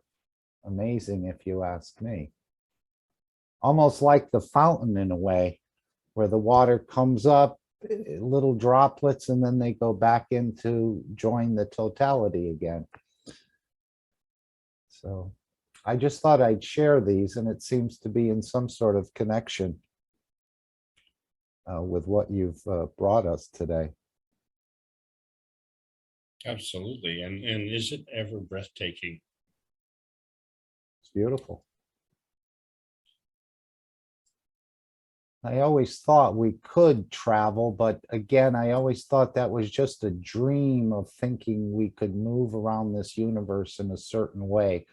Kind of like how you see on cartoons where these little animated figures are on one side of the world and then they're on the other. But as we get older, we kind of lose that in a way. See, I'm really glad you brought up this point, Mark, because what I would like to emphasize, even though I've spent a lot of time talking now, but I just want to emphasize that the reason we are having difficulty with the concept of outer space is because we don't know what outer space is. We've never seen it. What we have seen is inner space. And the travel that we've done has only been through inner space. See, because the whole concept of traveling through inner space does not explain how we were born. And it's confounding that, you know, all of us go through all of life not knowing how we were born. And every time we ask that question, it's some kind of nebulous answer, which is, you know, non-satisfying, non-specific, and frankly ignorant. And we say, well, it's okay, you know, man doesn't know, or we haven't figured it out yet. Well, you know, if you don't know the rules of the game, it's hard to figure things out. So if you're only going, you know, like pick a sport and pick a sport that you don't know the rules and go look at that sport. And probably, you know about North American football. And how many times someone who doesn't know North American football, they would come to the conclusion, well, it's a bunch of men running around and then falling down and then getting up again and falling down. And you say, well, that's the game. Well, obviously, if that was the game, it wouldn't be so popular because they've thrown other rules in there. But the thing about those rules is those are man-made rules. Well, what happens if we start to apply plasma rules to the North American football? What would happen then? Alex, Hello. how are you? Good. You must remember about 50 years ago, a film where they made a small spaceship, put it into a syringe and inject it into a person. and that ship went inside all through the body or the physical body of the person. Oh, I didn't see that film. It's fantastic, but that, as you were saying, we don't know outer space. But if you've seen that film and the way that ship goes inside our space, which is our plasma inside beneath our skin, that gives you an idea what space is like. That's a good representation, and Kay apparently remembers. So he just commented on that, but the image under a somatoscope is extremely revealing. You see again, oh my God, that's a beautiful picture. Is that the picture that's on? It's a tremendously beautiful picture. What, you know, They all are. It's just amazing. I You know know? I put plasma water in the ice tray, but I never, they always seem to come out rather hazy, like frosty. I don't know how she got the clear water. well, she's developed some skills. Everybody has different Yeah, skills. yeah. And Randy calls it a fantastic voyage in 1966. So you guys all have a really good memory. But the thing is, have you seen a video of the blood under a somatoscope? And what's amazing is if you look at it long enough and watch the action of the somatids, it's absolutely fascinating and revealing. I've had the opportunity to see what they call dead blood. I've seen the blood of a Canadian Olympic athlete. And so he was in the prime of his life, in his late 20s. And he had this all over body pain. And I looked at his blood sample and I was absolutely shocked. It was devoid of somatids. It had a few, and they were basically lethargic. And then I seen the blood of a healthy person, and they were teeming with somatids. They were highly, highly active. And you see that that person was vibrant and laughing and happy. And the Olympic athlete was in pain, constant pain. And the difference was one followed the, shall we say, generally accepted dietary rules as governed by the Canadian nutritional schedules. And one ate whatever they wanted to eat. It's amazing, the difference. So, You could take the screen back, Alex, if you'd like, please.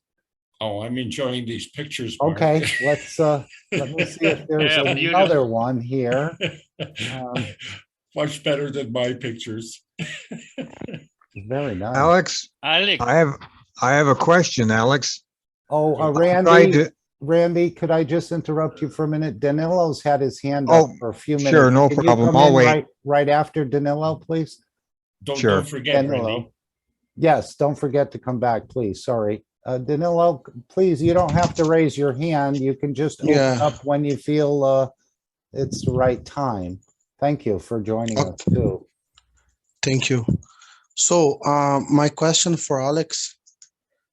First, I want to say about a dream. Three knowledge seekers, they came to me in my dream and they told me, they asked me, do you want to see a teleportation device? And I said, of course. And they got a round mirror and they put this mirror on the ground and this mirror started to project a hologram of a sunset. And when I start to look to the sun hologram, I start to feel the biggest love of my life. It was amazing.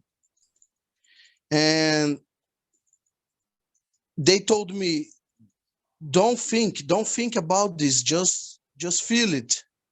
Don't think too much. Don't go through your mind. And if you go through your mind, you're gonna fail. You cannot think. You have to trust your feeling.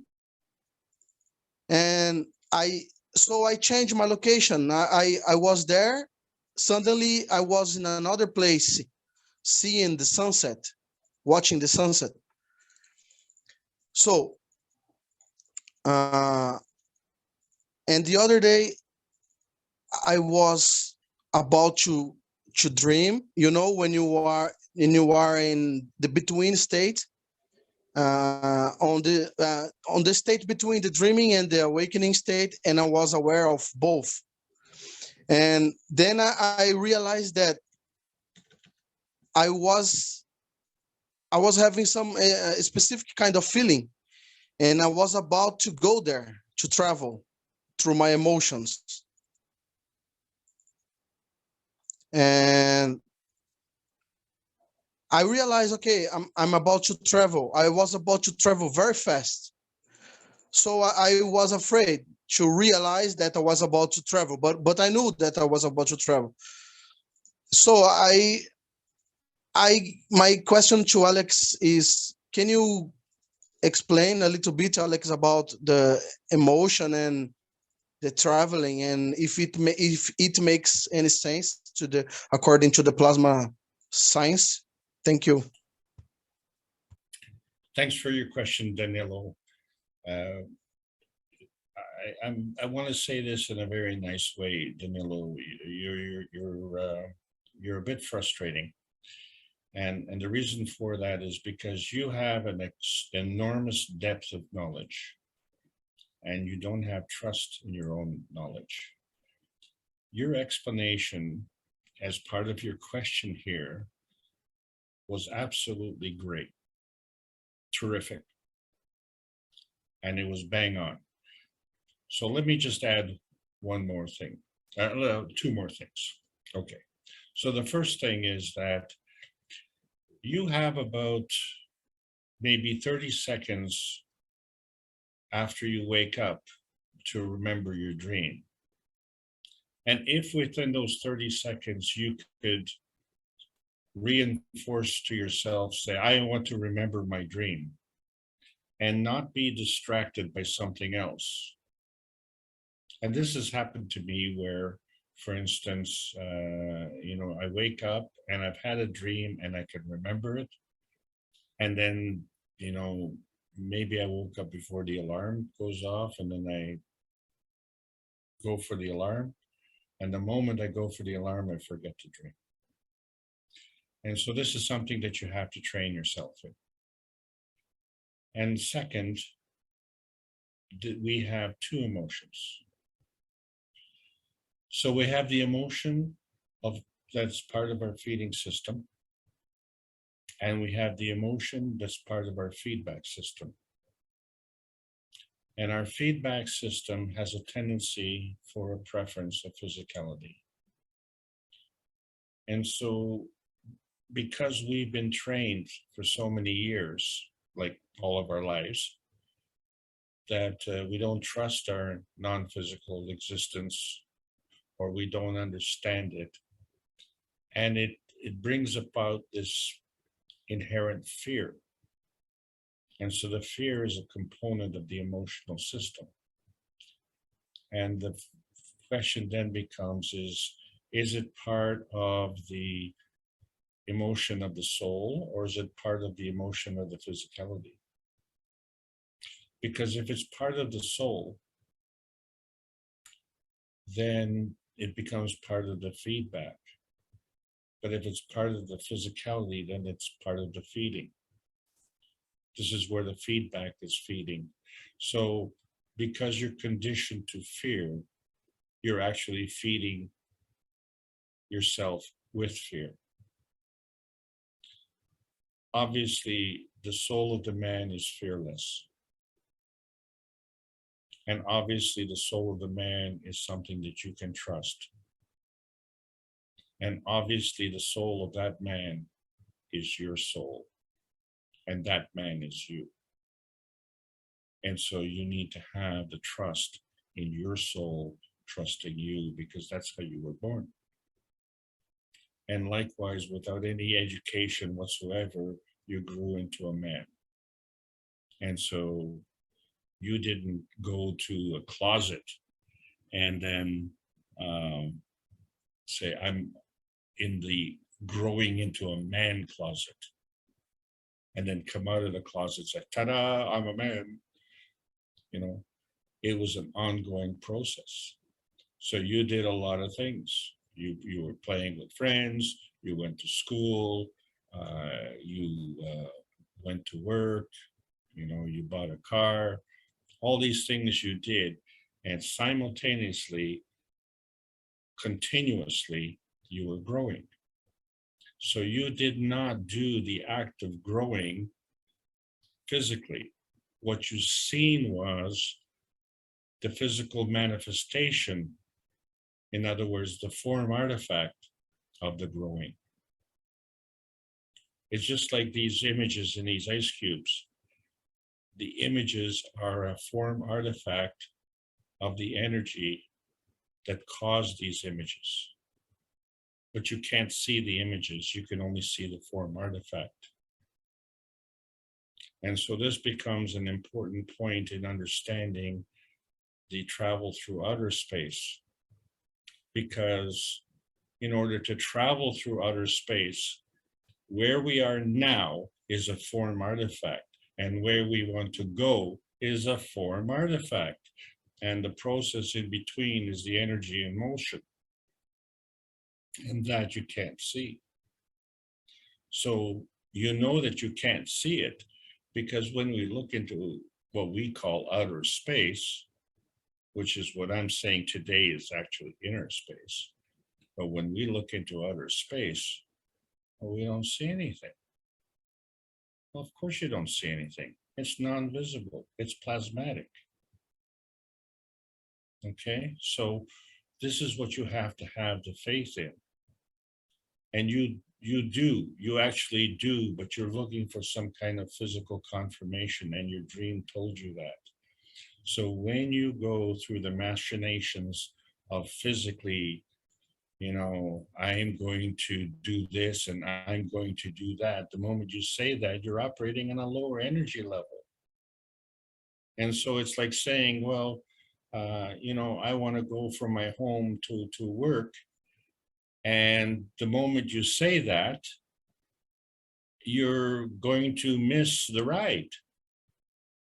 You're going to have to walk.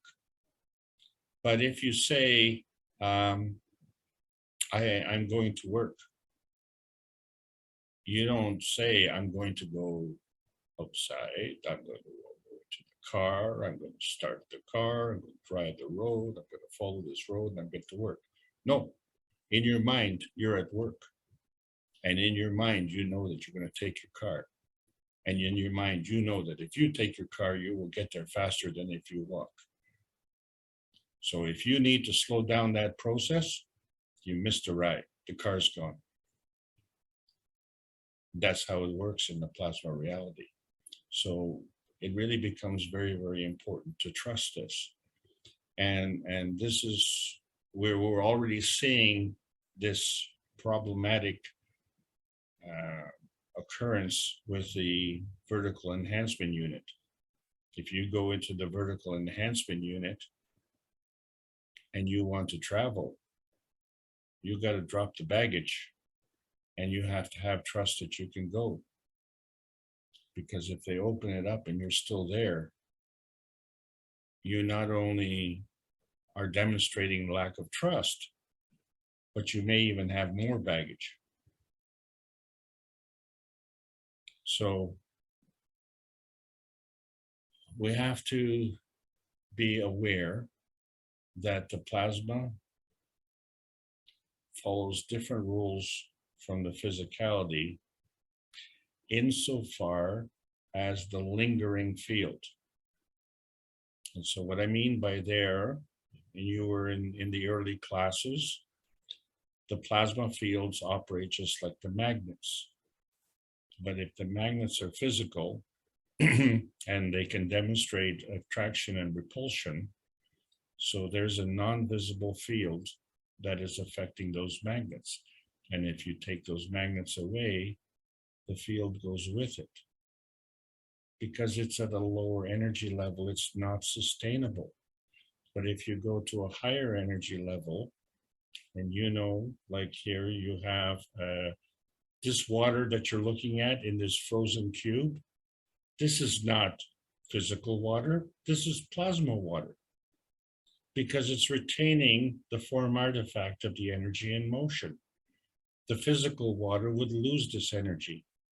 So if you have, in a dynamic reactor, you have a plasmatic field, and you create a dynamic plasma, you can remove the plasma field, and the dynamic plasma field will still remain. That is the difference between the physicality and the plasma reality. So you made a terrific question, and you have tremendous depth of understanding. But the confidence, add the confidence to that, and you're going to be a very happy man. Thanks for your question, Danilo. Please carry on with your fine work. You're really Thank you. a good man. Thank you very much.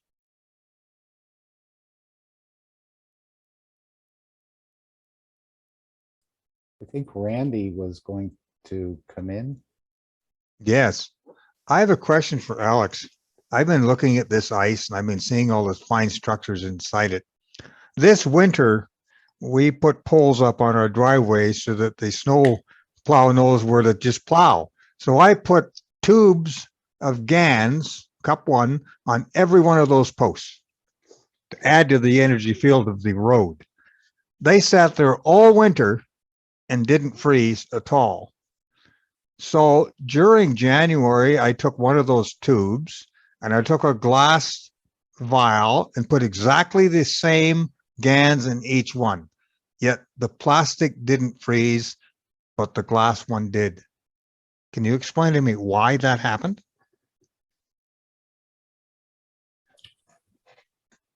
I see your note here, Randy. It says minus 40 Celsius in the plastic tube. It did.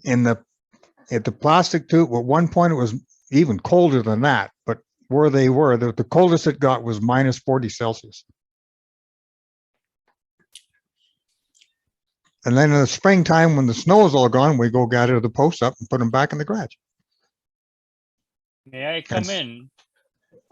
It may be that the glass is nano coated and it does that effect, or the other way around, the plastic may be nano coated and does that work? No, not nano coated, John. Because I have Well, beakers that some materials are nano coated originally. I think the glass is, isn't it, Alex? You're on the right track, John. The moment you put the plasma water into the plastic bottle becomes nano-coated.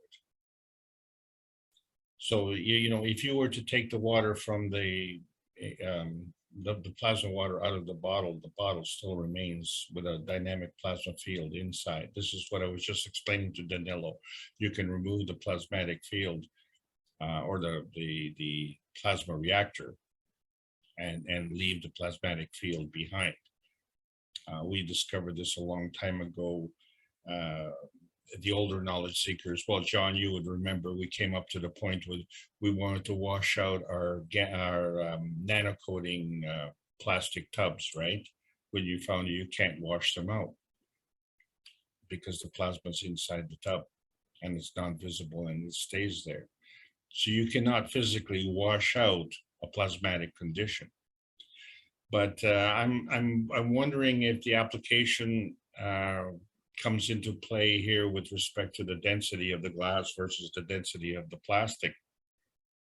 One of the things about the glass is that it's inorganic, in other words, silicon based, and the plastic is organic, carbon based.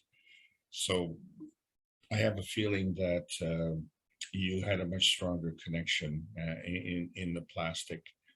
One of the things that we are concerned about with plastic bottles, of course, is the migration of the rosins in the plastic, which are toxic. But once the plastic itself becomes firmly cured, then when you add the plasma water to that, then you're not worried about the migration of the rosins because the physicality is well established. And so at that point, by adding the plasma water to the bottle, you'd be nano-coating the interior of the bottle. So the only comment that I can have, and it's a general comment, I'm thinking there were just two different ways that you process things. But there is one other comment that I would like to make, and that is, you know, that you can put a bottle of a liquid in a freezer, and you open the freezer, if you open it gently, you can see that that is still liquid. And the moment you vibrate it slightly, you touch the bottle, and suddenly it flash freezes. Have you ever noticed that, Randy? Yes. And I just checked the specs on the tubes I use, and they're autoclavable at 121 C and freezable to minus 80 C. Autoclave the tubes of what? Well, the tube can be autoclaved at 121 degrees Celsius. The tubes of glass? No, no, the tubes of plastic. What? It's sitting in the chat. They're 15 mil conical centrifuge tubes with high purity PP material and max RCF. I don't know what that means, is 9400. It can autoclave at 121 Celsius and freezable to minus 80 C. So they're pretty tough tubes. That is, yeah, that's an advanced plastic. That's not your everyday, you know, corner store plastic. And the thing is, they're cheap. They're cheap as a board. I think I pay $30 for 100. Well, I think you've answered the question there. There's a characteristic that those plastic tubes have that is unique and is reflected in what you've just seen. So I think all three answers, you know, John's answer, your answer, and my answer, any one of those or a combination of those has had this effect. But you know, what you're trying to determine is the specific cause of the energy in motion. And this is one of the deficiencies that we have. We are, you know, part of the keep it simple, stupid generation. And we are the most complex organism on this planet. And we want to simplify things immensely to the point where they're non-functional. So we have to understand that our basic cups of life have 4 elements interacting, and the universal body enhancement unit has over 400, and they are all interacting as well. So you can understand the dynamics are far greater. So if we want to keep things simple, what we need to keep things simple for is to understand magnetical gravitational field interaction as a two-way street between 400 different variables. I have a question. Hi. Hi. Very basic making answers. I'm looking around my house where there are places that are not too exposed to electrical wires and metals and things like that, like file cabinets and the furnace and stuff like that. And so I find my windowsills being very inviting. However, my house is pretty old, so everything is painted with lead-based paint and then covered with regular paint. Gee, I'm just wondering. I was just gonna say that. Yeah, what's your question? Sorry. Yeah, is that lead going to have a detrimental effect? Yeah, the lead does have a detrimental effect. I had this case where an elderly lady was putting a reactor in the building there because she was having trouble with what do you call those microwave towers near her building.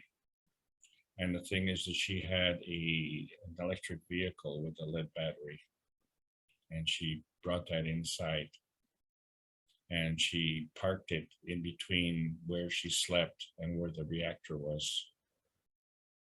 And I asked her to change that, put the reactor inside and the vehicle outside, or, you know, as near to the outside as possible. And she phoned me back in a couple of days and she says, oh my God, what a difference. She went from having difficulty sleeping to just sleeping like a log and having a, you know, very restful sleep. So I think you can certainly create a field within a field. And so your field of reference needs to be in closer proximity than the outer field. So do you think that my memory issues could just have something to do with the house paint?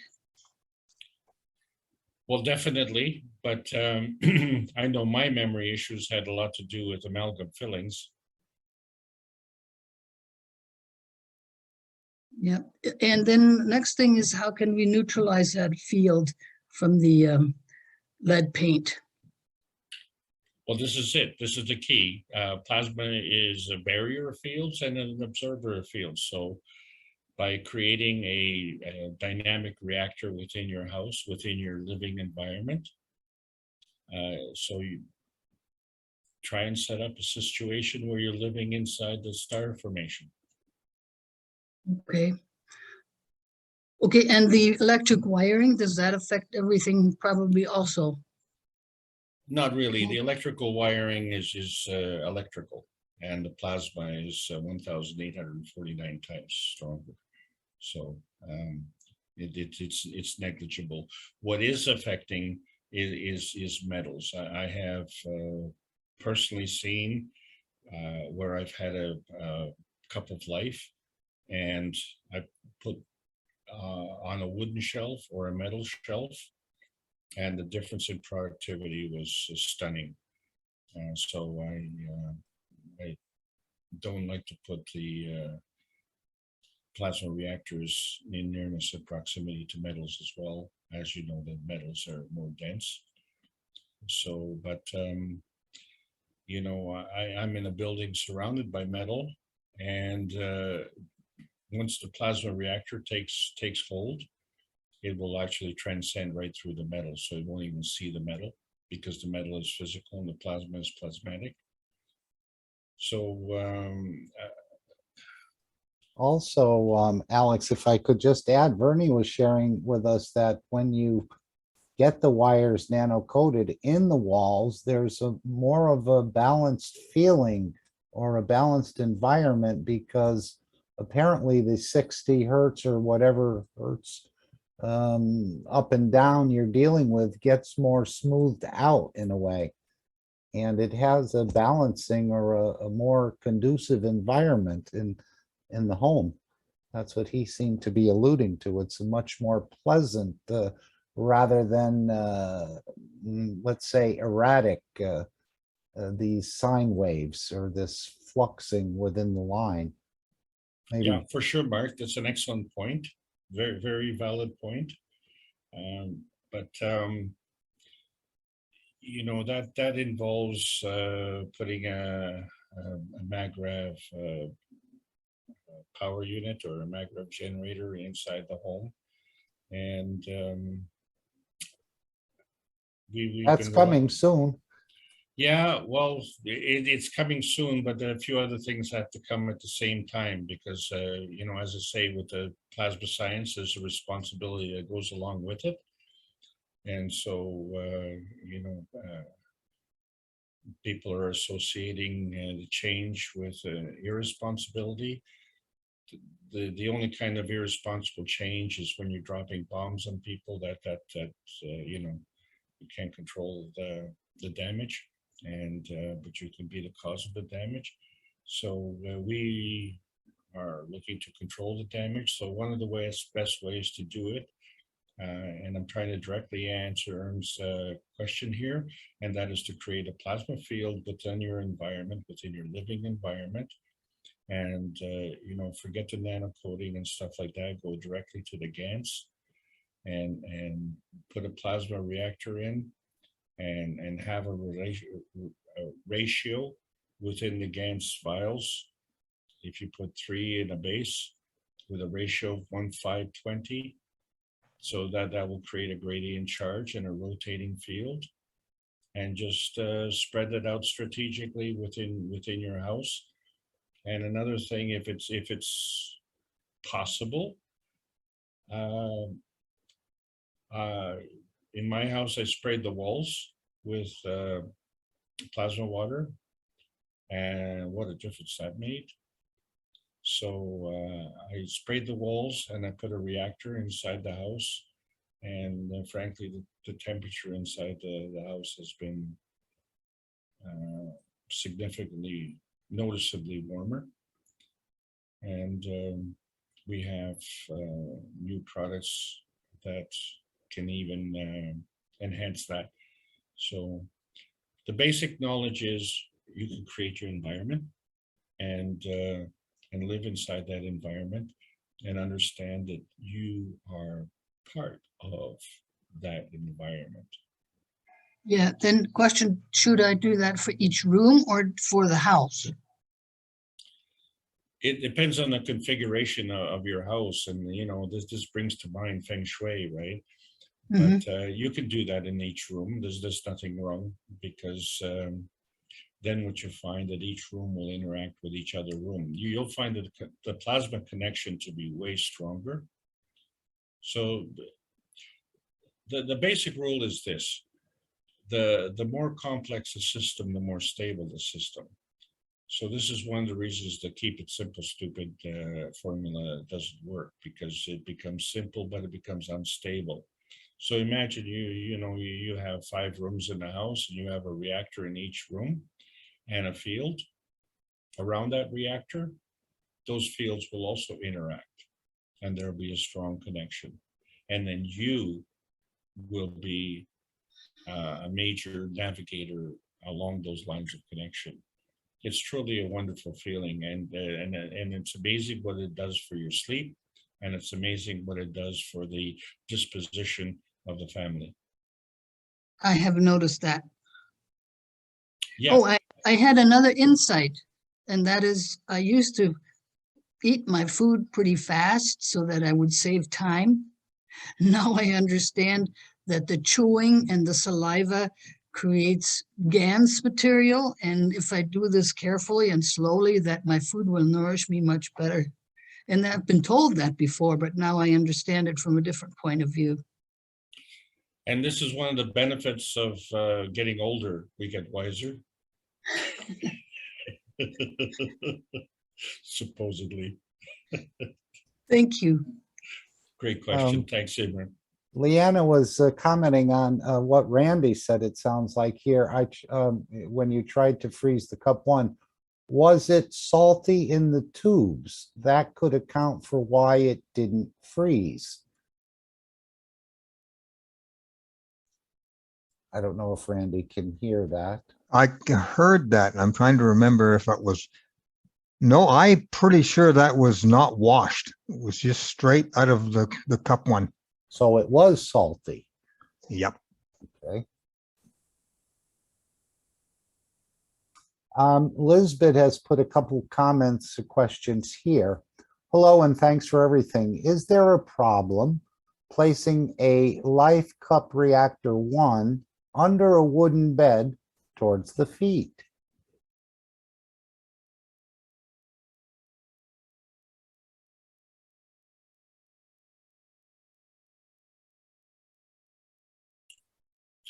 So when you say towards the feet, Yes, she said under a wooden bed towards the feet. I wouldn't think there would be. okay, again, it's in singularity. You need to work in duality. So all things in combination. So not one cup, but put 3 cups underneath and create the rotating field. And then you can sleep inside that rotating field. It's you have to understand that when you put the 1, you are creating a gravitational condition, and so it's just drawing to one particular area. And this is one of the things that we've tried to avoid with respect to the health discussions, because a particular illness may manifest itself in a position on the body, but be caused by another point of illness in another part of the body. And I've seen that, I personally seen that happen.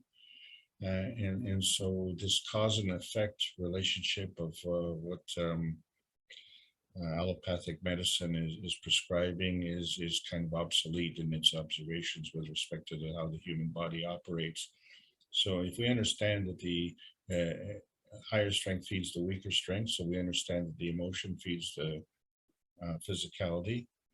And so what we try to discuss today is which emotion and which physicality. So there's a physical presence within our body, and that physical presence encompasses the mental aspect, the emotional aspect, and the physical aspect. These are all components of the physicality.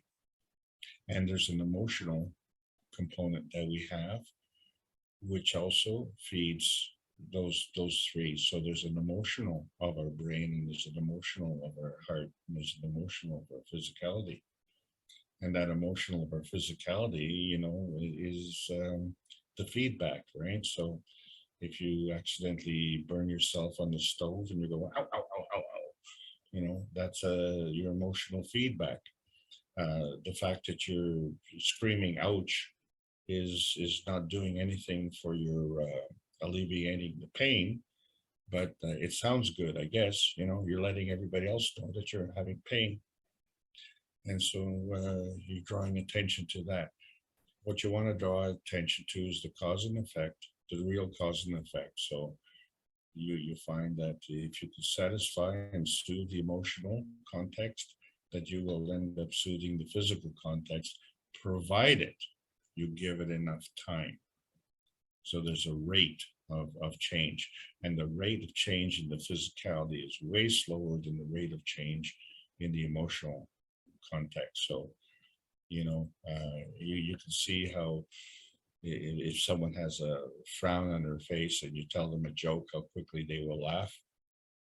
Unless they're really super grumpy, then you have to tell them 2 jokes. But,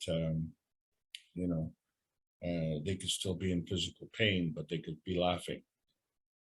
So the rate of change is higher in the higher state. And so we need to be aware of that, and we need to be aware that these things work in combination. So we need to graduate from the perspective of singularity and look at the duality of it. It isn't just our preference, but it's our sentimentality as well that we have to address. So thank you for your question. Okay, she had a couple other comments, or one anyway. My GANs, my drinks just across the street, there is an electric tower. They produce normal and the nano coating there with caustic. It didn't affect the plants. My friend also on a balcony ruined her plants. So yeah, I don't think a lot of these very strong electromagnetic fields are very conducive to life. Oops, somebody's mic is open. I'm going to mute that one. Very good. Did you hear that, Alex? Yeah, yes, I did. And so, yes, it corroborates what we've been saying, with respect to the electrical effects. And then the same with cell towers operating on a microwave effect. Was it in the chat? Was it Lisbeth? Yeah, there's another gentleman. Okay, let me just check. You just mentioned Alfred, something. Yes. Yes. Fried. And he's put in here, how strong is a cup of life who is dried out? Especially when there is a lot of dried salt.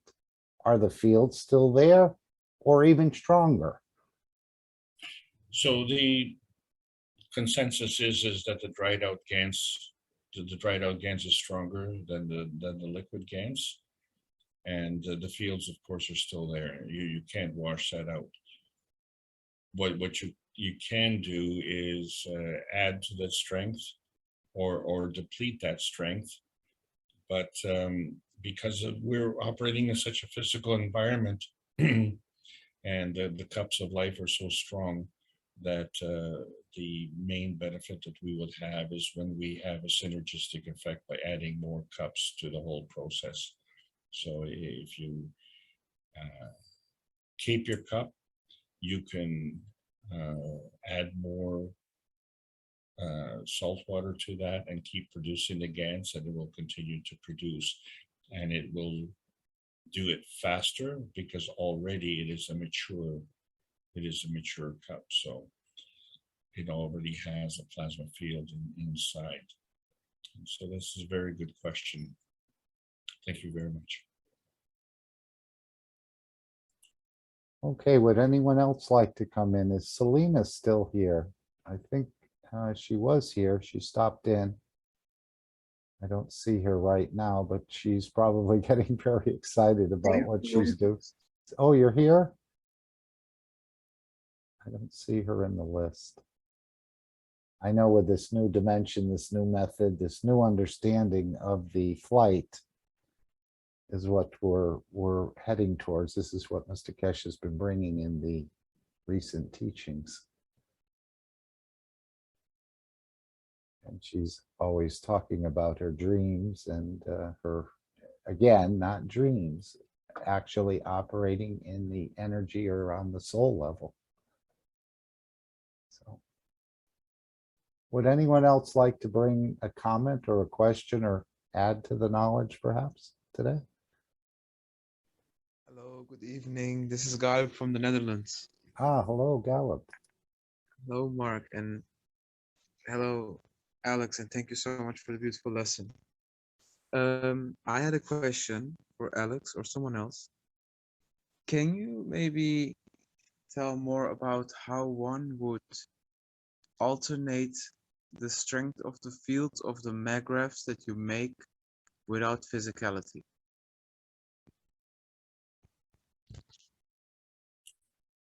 Yeah, can you just clarify your reference point when you say alternate? So if you want to, for example, create a difference of strengths when you make a star formation and you want the base tree to be slightly different and the upper one to be very different. Yeah, so I did mention the base ratio of 1:520, and I use Yes. that in terms of physicality. And the main reason for that is to have you understand when you polarize your nano-coated coils, right? So you get them all shall we say the fields pointing in the same direction. So by creating a gradient, you are dictating the rotation, and you can That's the experiment. transmission, right? That's correct. That's correct. Yeah. Yes. Yes. So, you know, if it's in sequence, then you're creating a gradient from an upper to a medium to a lower. Yeah. Okay, but then the question becomes, how does the lower feed the upper? And the point is that it cannot feed on the same dimension. It has to change and go through a transition. Mm-hmm. So from the transmission, it goes through a transition, and then it converges back in through its the transmutation of the field. So And will this mean? Yeah. I'm sorry. Go ahead. Go ahead. Will this mean that it becomes more physical during the transition? No, no, it can't be more physical. The plasma has to increase, the plasmatic Oh energy yeah. field has to increase. Mhm. It is from there that it can manifest into the physicality. So like uh, Alfred was mentioning, is dried out GANs and does the field remain? Yeah, of course the field remains in there. But if it's a solo cup, then it's like one voice. And then if you Yeah. have three No cups, feedback. then it becomes a band, Yeah. becomes a choir. It's much stronger. So by organizing it in sequence, then you are I guess it's like, can I say and use a very crude example? So Of let's say course. you have scrambled eggs, and you scramble them by throwing an egg in each corner of the room, or do you scramble them by putting them all inside a skillet? So if you throw them in the corners of the room, you will have a mess, and if you put them inside the skillet, you'll have a meal. Yeah.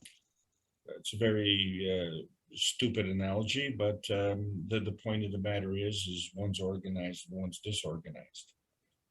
So the thing is, on a plasmatic level, the plasma always has a tendency to organization. Mhm. And so our difficulty is understanding that destruction is a form of creation, because what that means is something is always something as opposed to something else. So if you're looking at these ice cubes and you know that they're melting, so like at one moment it's a solid, the next moment it's a liquid, right? So this is a transference of energy and through an energy level. And then yet inside the ice cube, you can see the form artifacts of the flux lines. And in fact, in one of the pictures, I see there are bubbles inside. So now all of a sudden I have an air pocket, which is less dense than ice. So I have a less dense inside a higher dense. The only other way that I could do that would be with a syringe, I guess, is to inject the air bubble inside, but the ice is rigid. If it was liquid, I could inject a bubble inside a liquid, but how do you inject the bubble inside a solid? And yet the plasma can do it very nicely. Thank you very much. Yeah. Thank you so much for the insightful comments and beautiful answer. Well, thank you. Something. Yes, go ahead. Yeah. Thanks for the. I have been trying this ice experiment as well, and every time I put 2 cups in to show everyone, the other cups always get affected as well. And what also happens, maybe I thought the inside of the freezer would be like when I put plasma water inside one part of the freezer, the upper part, even when I take it out and try the next day without plasma water, I see that it will have a less strong plasmatic effect on the water. And the third day, even less strong. If I don't know if it was clear, but so it tells me that the plasma fields were contained within the freezer. Oh, yes, definitely. You see, so what's happened to you now is you become aware of an unseen action. Mhm. And so you are educating yourself in that process.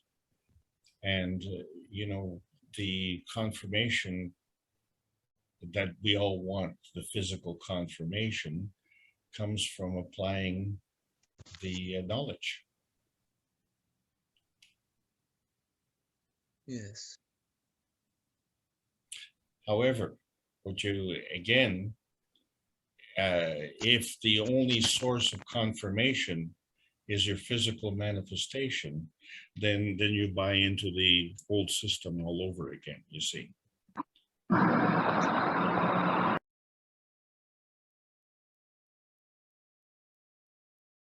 we have to, what do you call it? Enlarge our scheme. So our scheme doesn't just include our physicality. Our physicality is very much a part of our scheme. And it's just that we interpret that physicality differently. And what we have to understand is that that physicality is welcome. Okay, this is not something that, you know, oh, I want to be more spiritual, you know, that means you want to be less physical. Well, you're already spiritual. You wouldn't have been physical if you weren't spiritual. But beyond the spiritual is another dimension, which we are not recognizing. We seem to think that, you know, within these two dimensions, it's enough, and it's not, because all we're doing is just taking two reference points and trying to establish a relationship. But, you know, that's with our own field of reference. But if we can expand our field of reference, we'll find that we are affected by other things. But at some point in time, you have to have the education and discernment to decide, what do I take into account? Okay, so if you want, you know, to get an ice cube and you go to the freezer, you don't want to be phoning the President of the United States and asking his permission to do that, right? It's ridiculous. So you can go to the fridge and get an ice cube, not only without asking his permission, but, and I bring that up, you know why? Because one friend of mine, he couldn't go and get a snack without getting permission from his wife. Let me think about that. That is totally ridiculous. But, you know, because, and I found out why, you know, because she was a little bit fatter than what she was when she was younger. And of course, we are conditioned to believe that our fatness is determined by what we eat. And we forget that it's also by what we think. Because our fatness is our friend, because it encapsulates toxins. And so we can engage in toxins more than just what we eat physically or what we get from our environment. We actually created toxicity within what we think. So we have this mental toxicity, and it is just as toxic and just as lethal as, you know, as lead in the paint, you know, or amalgam fillings. So we just have to understand, be aware, and then, as I say, go with the flow, and it'd be, life would be much better. And you will find that there's no reason for us to look for heaven. We are already in heaven. It's just, we need to, you know, be a little bit more responsible about the gifts that we've been given. I brought in a lot of thoughts there, and I just want to let you know that, you know, we need to consider a lot more things than just the obvious. Thanks very much for your question. That was the snack police. Yes, yes. Did he get a ticket for offending? Oh, Kay no, is he actually broke into a sweat. okay. Kay has put in the chat. Sorry, Alex, could you kindly elaborate on the base of 1520, please? What are you actually referring to? God bless. Ratio. So you can do the ratio by volume. Do you want a whiteboard, Alex? No, just Okay. you put 1 drop of GANS in one vial, 5 drops in another, and 20 in another. So more is more, less is less. That is a, you know, if it's like having a tug of war. You know, if I got 1 guy on one side and 5 on the other side, 5 guys are winning. You know, Okay. so that indicates the direction of flow. So Now, that's when you're using, you can use the ratio when you're using the same, and I was going to say element. GANS is not an element. GANS is molecular. But if you're using the same product, so let's say you're using CO2 GANS, and you just want to make a straight CO2 reactor, so 1,520 drops. But if you're using different GANSes, then you have to look at the field strength. So we know that the field strength of copper is stronger of the CuO GANS, the copper GANS. The field strength there is, I'm sorry, it is more gravitational, and the field strength of the zinc is more magnetical.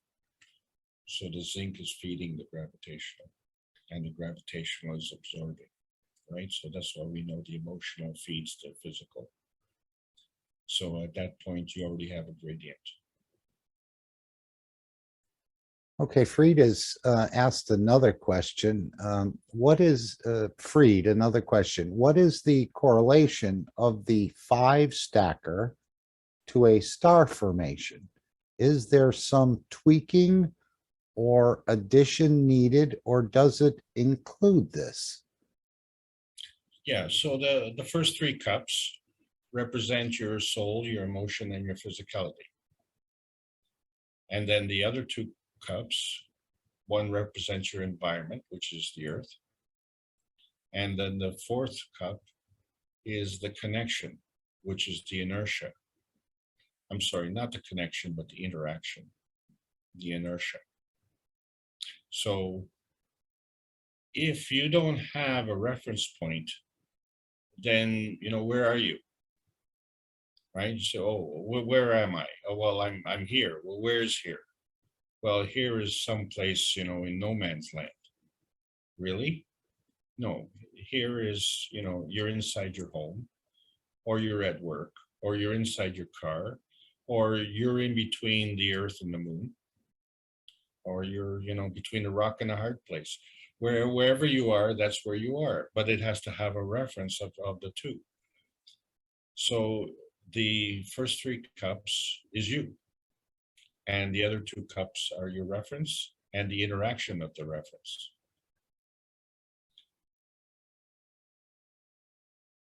It's another excellent question. Boy, we're getting great questions today. The later it gets, the better the questions. At least for the Europeans. We're approaching 11:30, I think, in Europe. But they're Well, going quite strong, and we thank them for their attendance here. yeah, well, this is, you look at the panel here, and everyone here is like really working hard to understand this technology and incorporating it in our lives, because we want to bring peace on earth, because peace and prosperity is kind of like a horse and carriage. They go together like a well-oiled marriage. So anyone who's not interested in peace is, you know, has got a problem. And you said we're approaching the finish, but is there actually a finish? Is that like the last lap on the motor race? And we're going to get the checkered flag? I don't think there ever will be a finish. Will there be? Well, if there's a finish, then it implies a start. And I think that is beyond our current knowledge base. And this is one of the reasons why I've looked at all of these classes that I've been doing as really basic knowledge, because, you know, I'm into an unknown, you know, I'm into uncharted territory. And so, you know, the only way that I can navigate through an unknown territory is based on my known navigation skills. And, you know, if I can go through the journey and come out on the other side, then I know that my navigation skills are true. And so, you know, I have to believe that, you know, you wouldn't have been with me this long if I wasn't navigating properly, but I'm not navigating in a vacuum. You're helping me navigate. You know, your questions indicate whether or not, you know, my teaching is effective. So we're not seeing the kind of disconnected questions that we had before. But what we are seeing is a clear misunderstanding, and this is universal, a clear misunderstanding of the different energy levels. And the biggest understanding that we've had, we already know, you know, that our soul is operating on a different energy level than our physicality. But we didn't understand, or let me speak for me, I didn't understand that I had two souls. Before I got into this, I didn't know where the soul was, because it was somewhere, you know, like some nebulous place, you know, behind the bakery. And I didn't know that there were two souls, and there have to be two souls, okay? Because it's always, things are working in combination, all things in combination, you know. And then this is the confounding thing. If you are playing a sport, and let's say you're playing a soccer game, if the other team doesn't show up, well, what kind of game are you going to play? Like, you need the other team. You don't mind thrashing them. You don't mind embarrassing them. You don't mind trash talking to them, but you sure do mind if they don't show up. So, you know, if you measure the victor of the game by, you know, how many of the opposition you killed, you know, that the game's over. There won't be another game because you've killed off your opposition. And that this is the problem. When you are living a life of, shall we say, living by the sword, you know, when you kill everybody, you still want to kill. When you have no one else to kill, then the question comes is, if the hand that killed the child of someone else, how can it caress their own child? That same hand that pulled the trigger now is caressing. But if, you know, there's no other left to kill, what are you going to do? Are you going to caress, or are you going to kill? Because the reason for killing has not been taken away. Yeah, maybe that's why they end up doing in themselves. Yeah, so you got this PTSD where you've got these fabulously trained, patriotic soldiers with the best equipment, and they survive a trip into the war zone, and they come home and they off themselves. No one could, you know, terminate their life. No one was successful, and yet they took their own life. And there's a reason for it, because they realized it doesn't matter how much money you made. It never was enough, because that money will not obliterate their memory. So what gets rid of your memory? Well, you know, you could take drugs, or you can drink beer or alcohol, whatever, and forget. But then after the bender, you'll remember again. And so you need to get drunk again. And so this becomes your existence. You live to forget. Well, we've already forgotten how we got here. And now that we're here, we want to forget how we're staying, and we can't wait to leave. This is a terrible existence.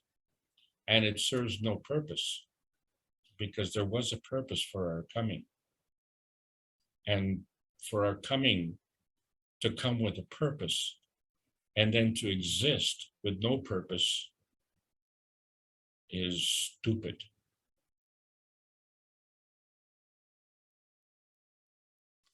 Diane has put in the chat. Thank you, Alex, for your teaching, sharing your thoughts. Thank you, Mark, for hosting. And everyone, thank you for your presence and sharing. Thank you, Diane.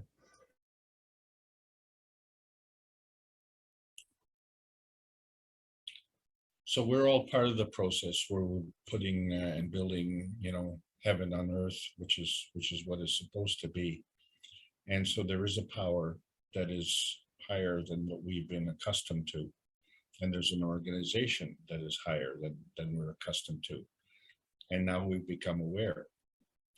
And so what I'm saying today is we have a collective amnesia how we got here, and we all have difficulty remembering our dreams. And that lack of memory is the same in both, cases. And so that is the proof that we have an inner space that's part of our emotion, non-tangible, non-visible emotion that is affecting our physicality. But it still doesn't answer the question how we got here, and it doesn't answer the question how we dream. You know, we're still at the point as, oh, well, gee whiz, you know, I had a dream. And what does it mean? Well, you know, what it means is that you can do things that you can in a dream that you can't do in physicality. But you know what? You have a preference for having a reference point in the physicality. We have no reference point in the plasmatic, right? So how can you make a reference to a point that doesn't exist, that you don't know exists? You know, if I tell you that, you know, Paris is wonderful, and you say, well, what's a Paris? We're going to be allowed to remember, Mr. Kesh said. We don't remember at this point, but in the future, we're going to be allowed to remember some of these. Yeah, but there's a transmutations. trauma that comes with it. There's a trauma that comes with it. Okay. Wasn't aware of that. Well, you know, it's kind of. Well, I don't think you battled any monsters or anything to get here, or Of course we do. Yes, Yeah. we do. All of us do. All of us are battling monsters all the time. And that's the thing, you know, because we create these monsters. That's why we battle them. These monsters can disintegrate just as easily. All we have to do is stop creating them. And, you know, to have that trust. You know, this was, and I'm not picking on Danilo, but I mean, this is the thing, you know. He has tremendous insight, but he just doesn't have the trust. Add the trust, and it's done.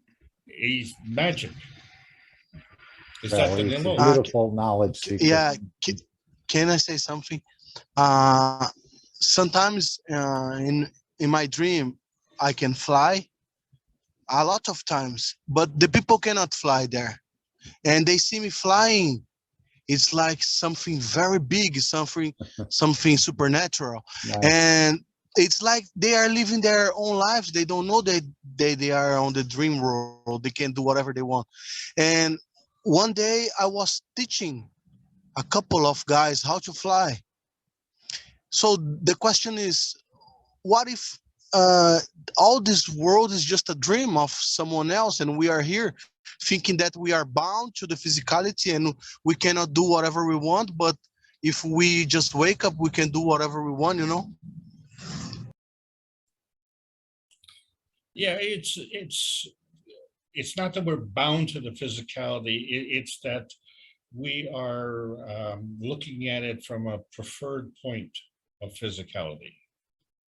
Our physicality is what we prefer. And our earth is our sentimental attachment. Because if the Earth was not our sentimental attachment, then you might be on Mars, or you may be on the moon or the sun or somewhere. I don't know where. Okay, but you're here. So obviously there's a desire to be here. So that you have to accept that. And then, because you've already made that decision, the real question is, how did you make that decision? Because the way you make a decision, let's say on your job, if you want to go left or you want to go right, you have to make that decision, right? But to be born here, how did you make that decision? So the question is not, how did you get here? The question is, how did you make the decision to come here? Okay? And so this is beyond our immediate range here. And so now we're becoming open to that and open to that possibility. And the fundamental thing is that we have to trust. We have to trust, hey, I made it here. Isn't that cool? Yeah, I made it here, and I didn't have to ask anybody permission. It was part of the universal system, and I was part of the universal system. And so our physicality is part of the universal system. Well, why doesn't the universal community allow us to go back? And that's because we have forgotten the trust in the decision-making process. And we have forgotten the integrity that morality gives. And we have forgotten that the source of that morality is to instill life. And so when we do things to extinguish life, we are violating that. And the penalty for violating that is unimaginable, absolutely unimaginable. And so those who are suffering from PTSD are just getting a taste of it, and that it's already beyond their ability to endure. And these are tough people. So as we become aware of what's going on, and we start to realize that, we are the majority, we have, the universe is the majority, and we're part of that universe. And the universe is benevolent and peaceful. That is the universal law. And when we violate that law, we not only hurt our environment, but we hurt ourselves. And so this becomes our own responsibility, our own conduct. And we become self-policing. We don't need anybody to police us. We become self-policing. And isn't that a wonderful thing? I don't know what's wrong with that picture. I think it's a great picture. Over to Alex, you, I have, Erm. I have one question, and I'm always in a quandary when I weed my garden and I pull the little trees out and I cut the grass. So what do I do? Well, so you see, that's I went through that yesterday, and I just cut some of the plants down to they started to come up here. And so I just cut them above the soil. It's just like giving them a haircut in a way. The soul is below the soil of the plant. And I know weeding, obviously, most people do pull out the weeds. Cutting the top off would probably just make them grow faster, but maybe they can both coexist in some sort of way. I think because a knowledge seeker said that he just lets everything grow together. And that's what I thought about too, is that there'll be more fields, and they want to live as much as you or I want to live, I would think. I have the same problem. I just give from my soul and take what you need when I kill them, because I feel so bad. But so You know, the thing is that the vertical people have a different kind of operation than we do. So except for the jack in the pulpit, I guess most of the plants never go out and try and kill some kind of animal. And but animals do. But then cows don't. Cows eat grass. So, you know, a lion might attack a cow, but a cow will not attack a lion. You know what I'm saying? So we can't say that it's, you know, the horizontal people against the vertical people. So one soul has to give of itself to feed another soul. And so, you know, we all have that purpose. And so it's the way that we feed. So when we have limitations on this planet, the protein feeding that we're doing is one of the ways to do that. But as I mentioned in a previous thing, every plant is a calling. It's a calling from the earth soul, and is looking for Maggrav balance. So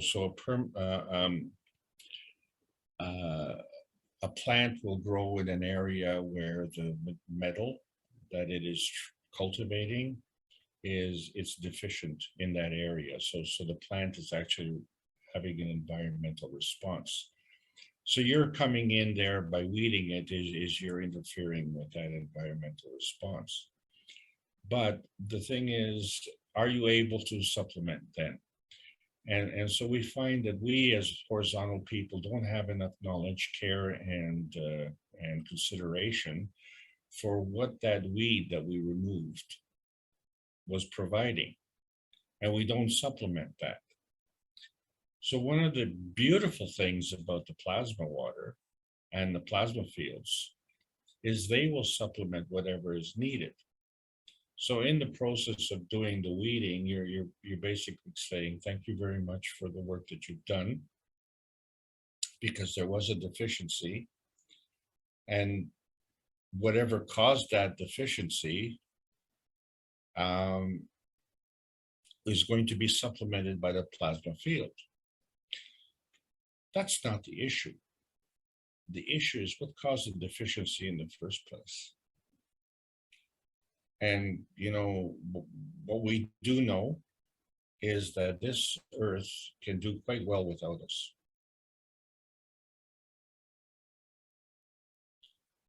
So invariably, we are the cause of the deficiency. And it's through our own ignorance that we have done that.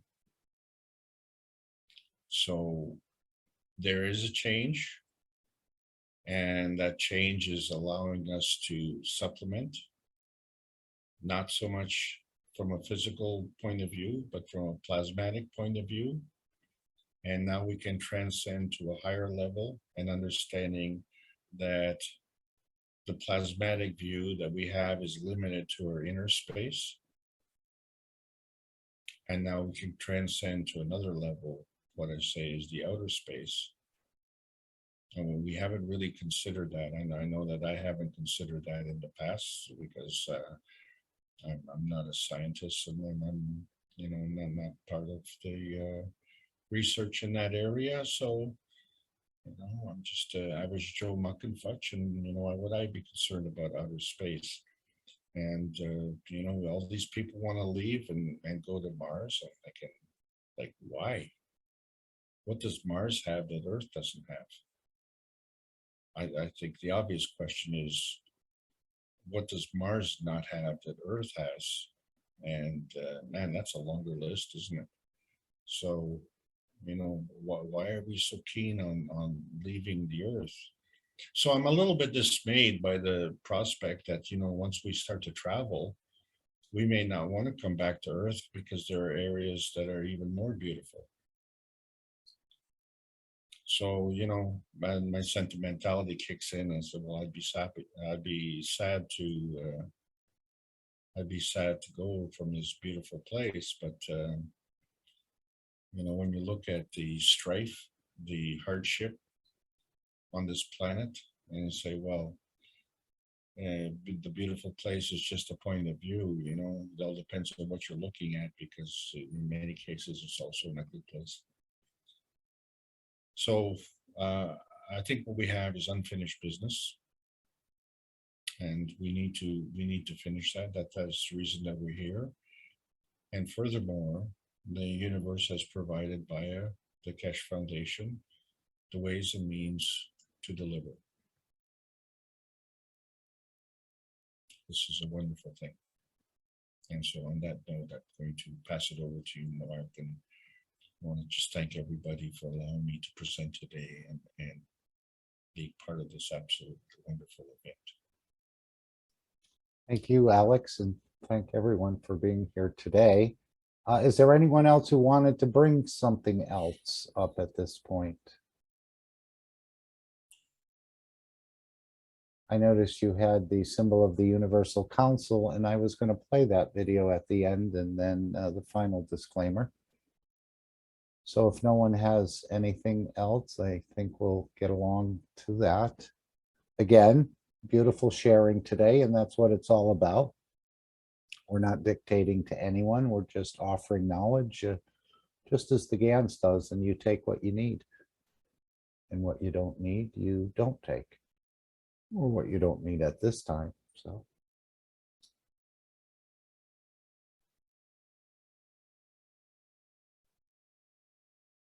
Okay, it sounds like everyone is satisfied, at least for now. Okay, so let's see what we can do here. Okay, let's see. I think we have the formation of the Universal Council video, which is 8 minutes, and many of you have seen this before. It's played every week in the One Planet, One Nation, One Race, One Universe program, which is on Tuesday at 4 p.m. CEST. Of course, the reactor group is at 7 a.m. The Knowledge Seekers Workshop is at 9 a.m. CET. And there's also TV Galactica, which Marie and Raphael and Rosanna provide us on Tuesday at 11:59 p.m. CET. So you're all welcome to join any of those programs. They're all beautiful, and the knowledge is all coming together around the planet. So I will play this, the final disclaimer, and then the meeting will Can I end. say something before you end here? Oh, yeah, please. That's what I was asking for. Hoping to hear. I felt it that. Thank you, Mark. Hi, everyone. Only one thing, please. It's about the dream state.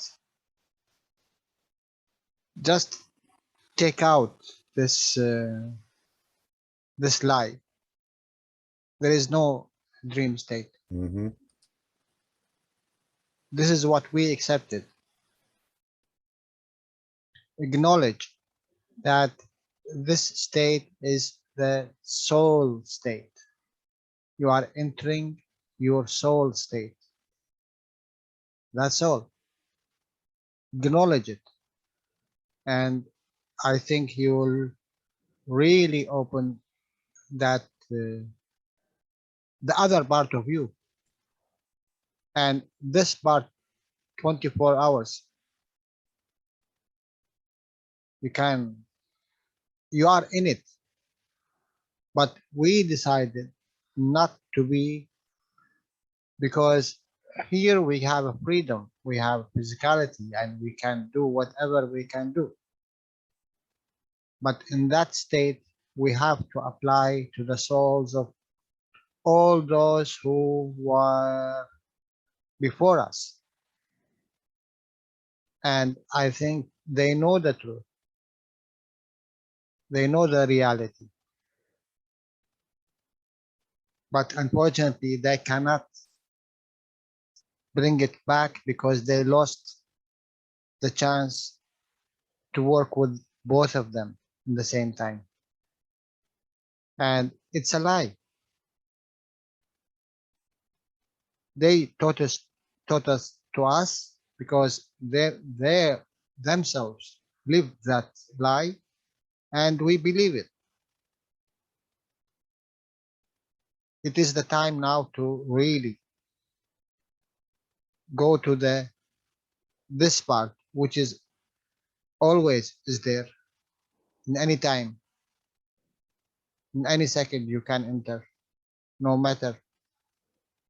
But it need acknowledging it, accepting, because it have a purpose of something, and you cannot let it go. Thank you, guys. Thank you, Mark, Alex, and all of you. Oh, yeah, thank you, Jalal. Great to hear from you. Is that generator group generating any power? You don't see the power? The secret generating group you're heading up? Or the You super don't, you don't secret see the power, my generating? dear. Ah, Thank you. okay, very good. Yes, the power of the soul. We're really learning about this, and they are achieving some amps and some volts, so that's good. But I think we can do more. And again, Mr. Kesh, I'm sure, is anxious to share so much with us, but yet at this time he's limited himself to making or coming into these groups, he's recently stated. So whatever work or strong work he's doing in the background, we work with him as well and give our support. And that's why we're here, as Alex said. I think the souls did make agreements, and this physicality that we made is just sort of an afterthought. But the souls have agreed to be here and to be present and to help deliver another planet into the universal community. So thank you all again for attending, and enjoy the rest of your time, which is endless.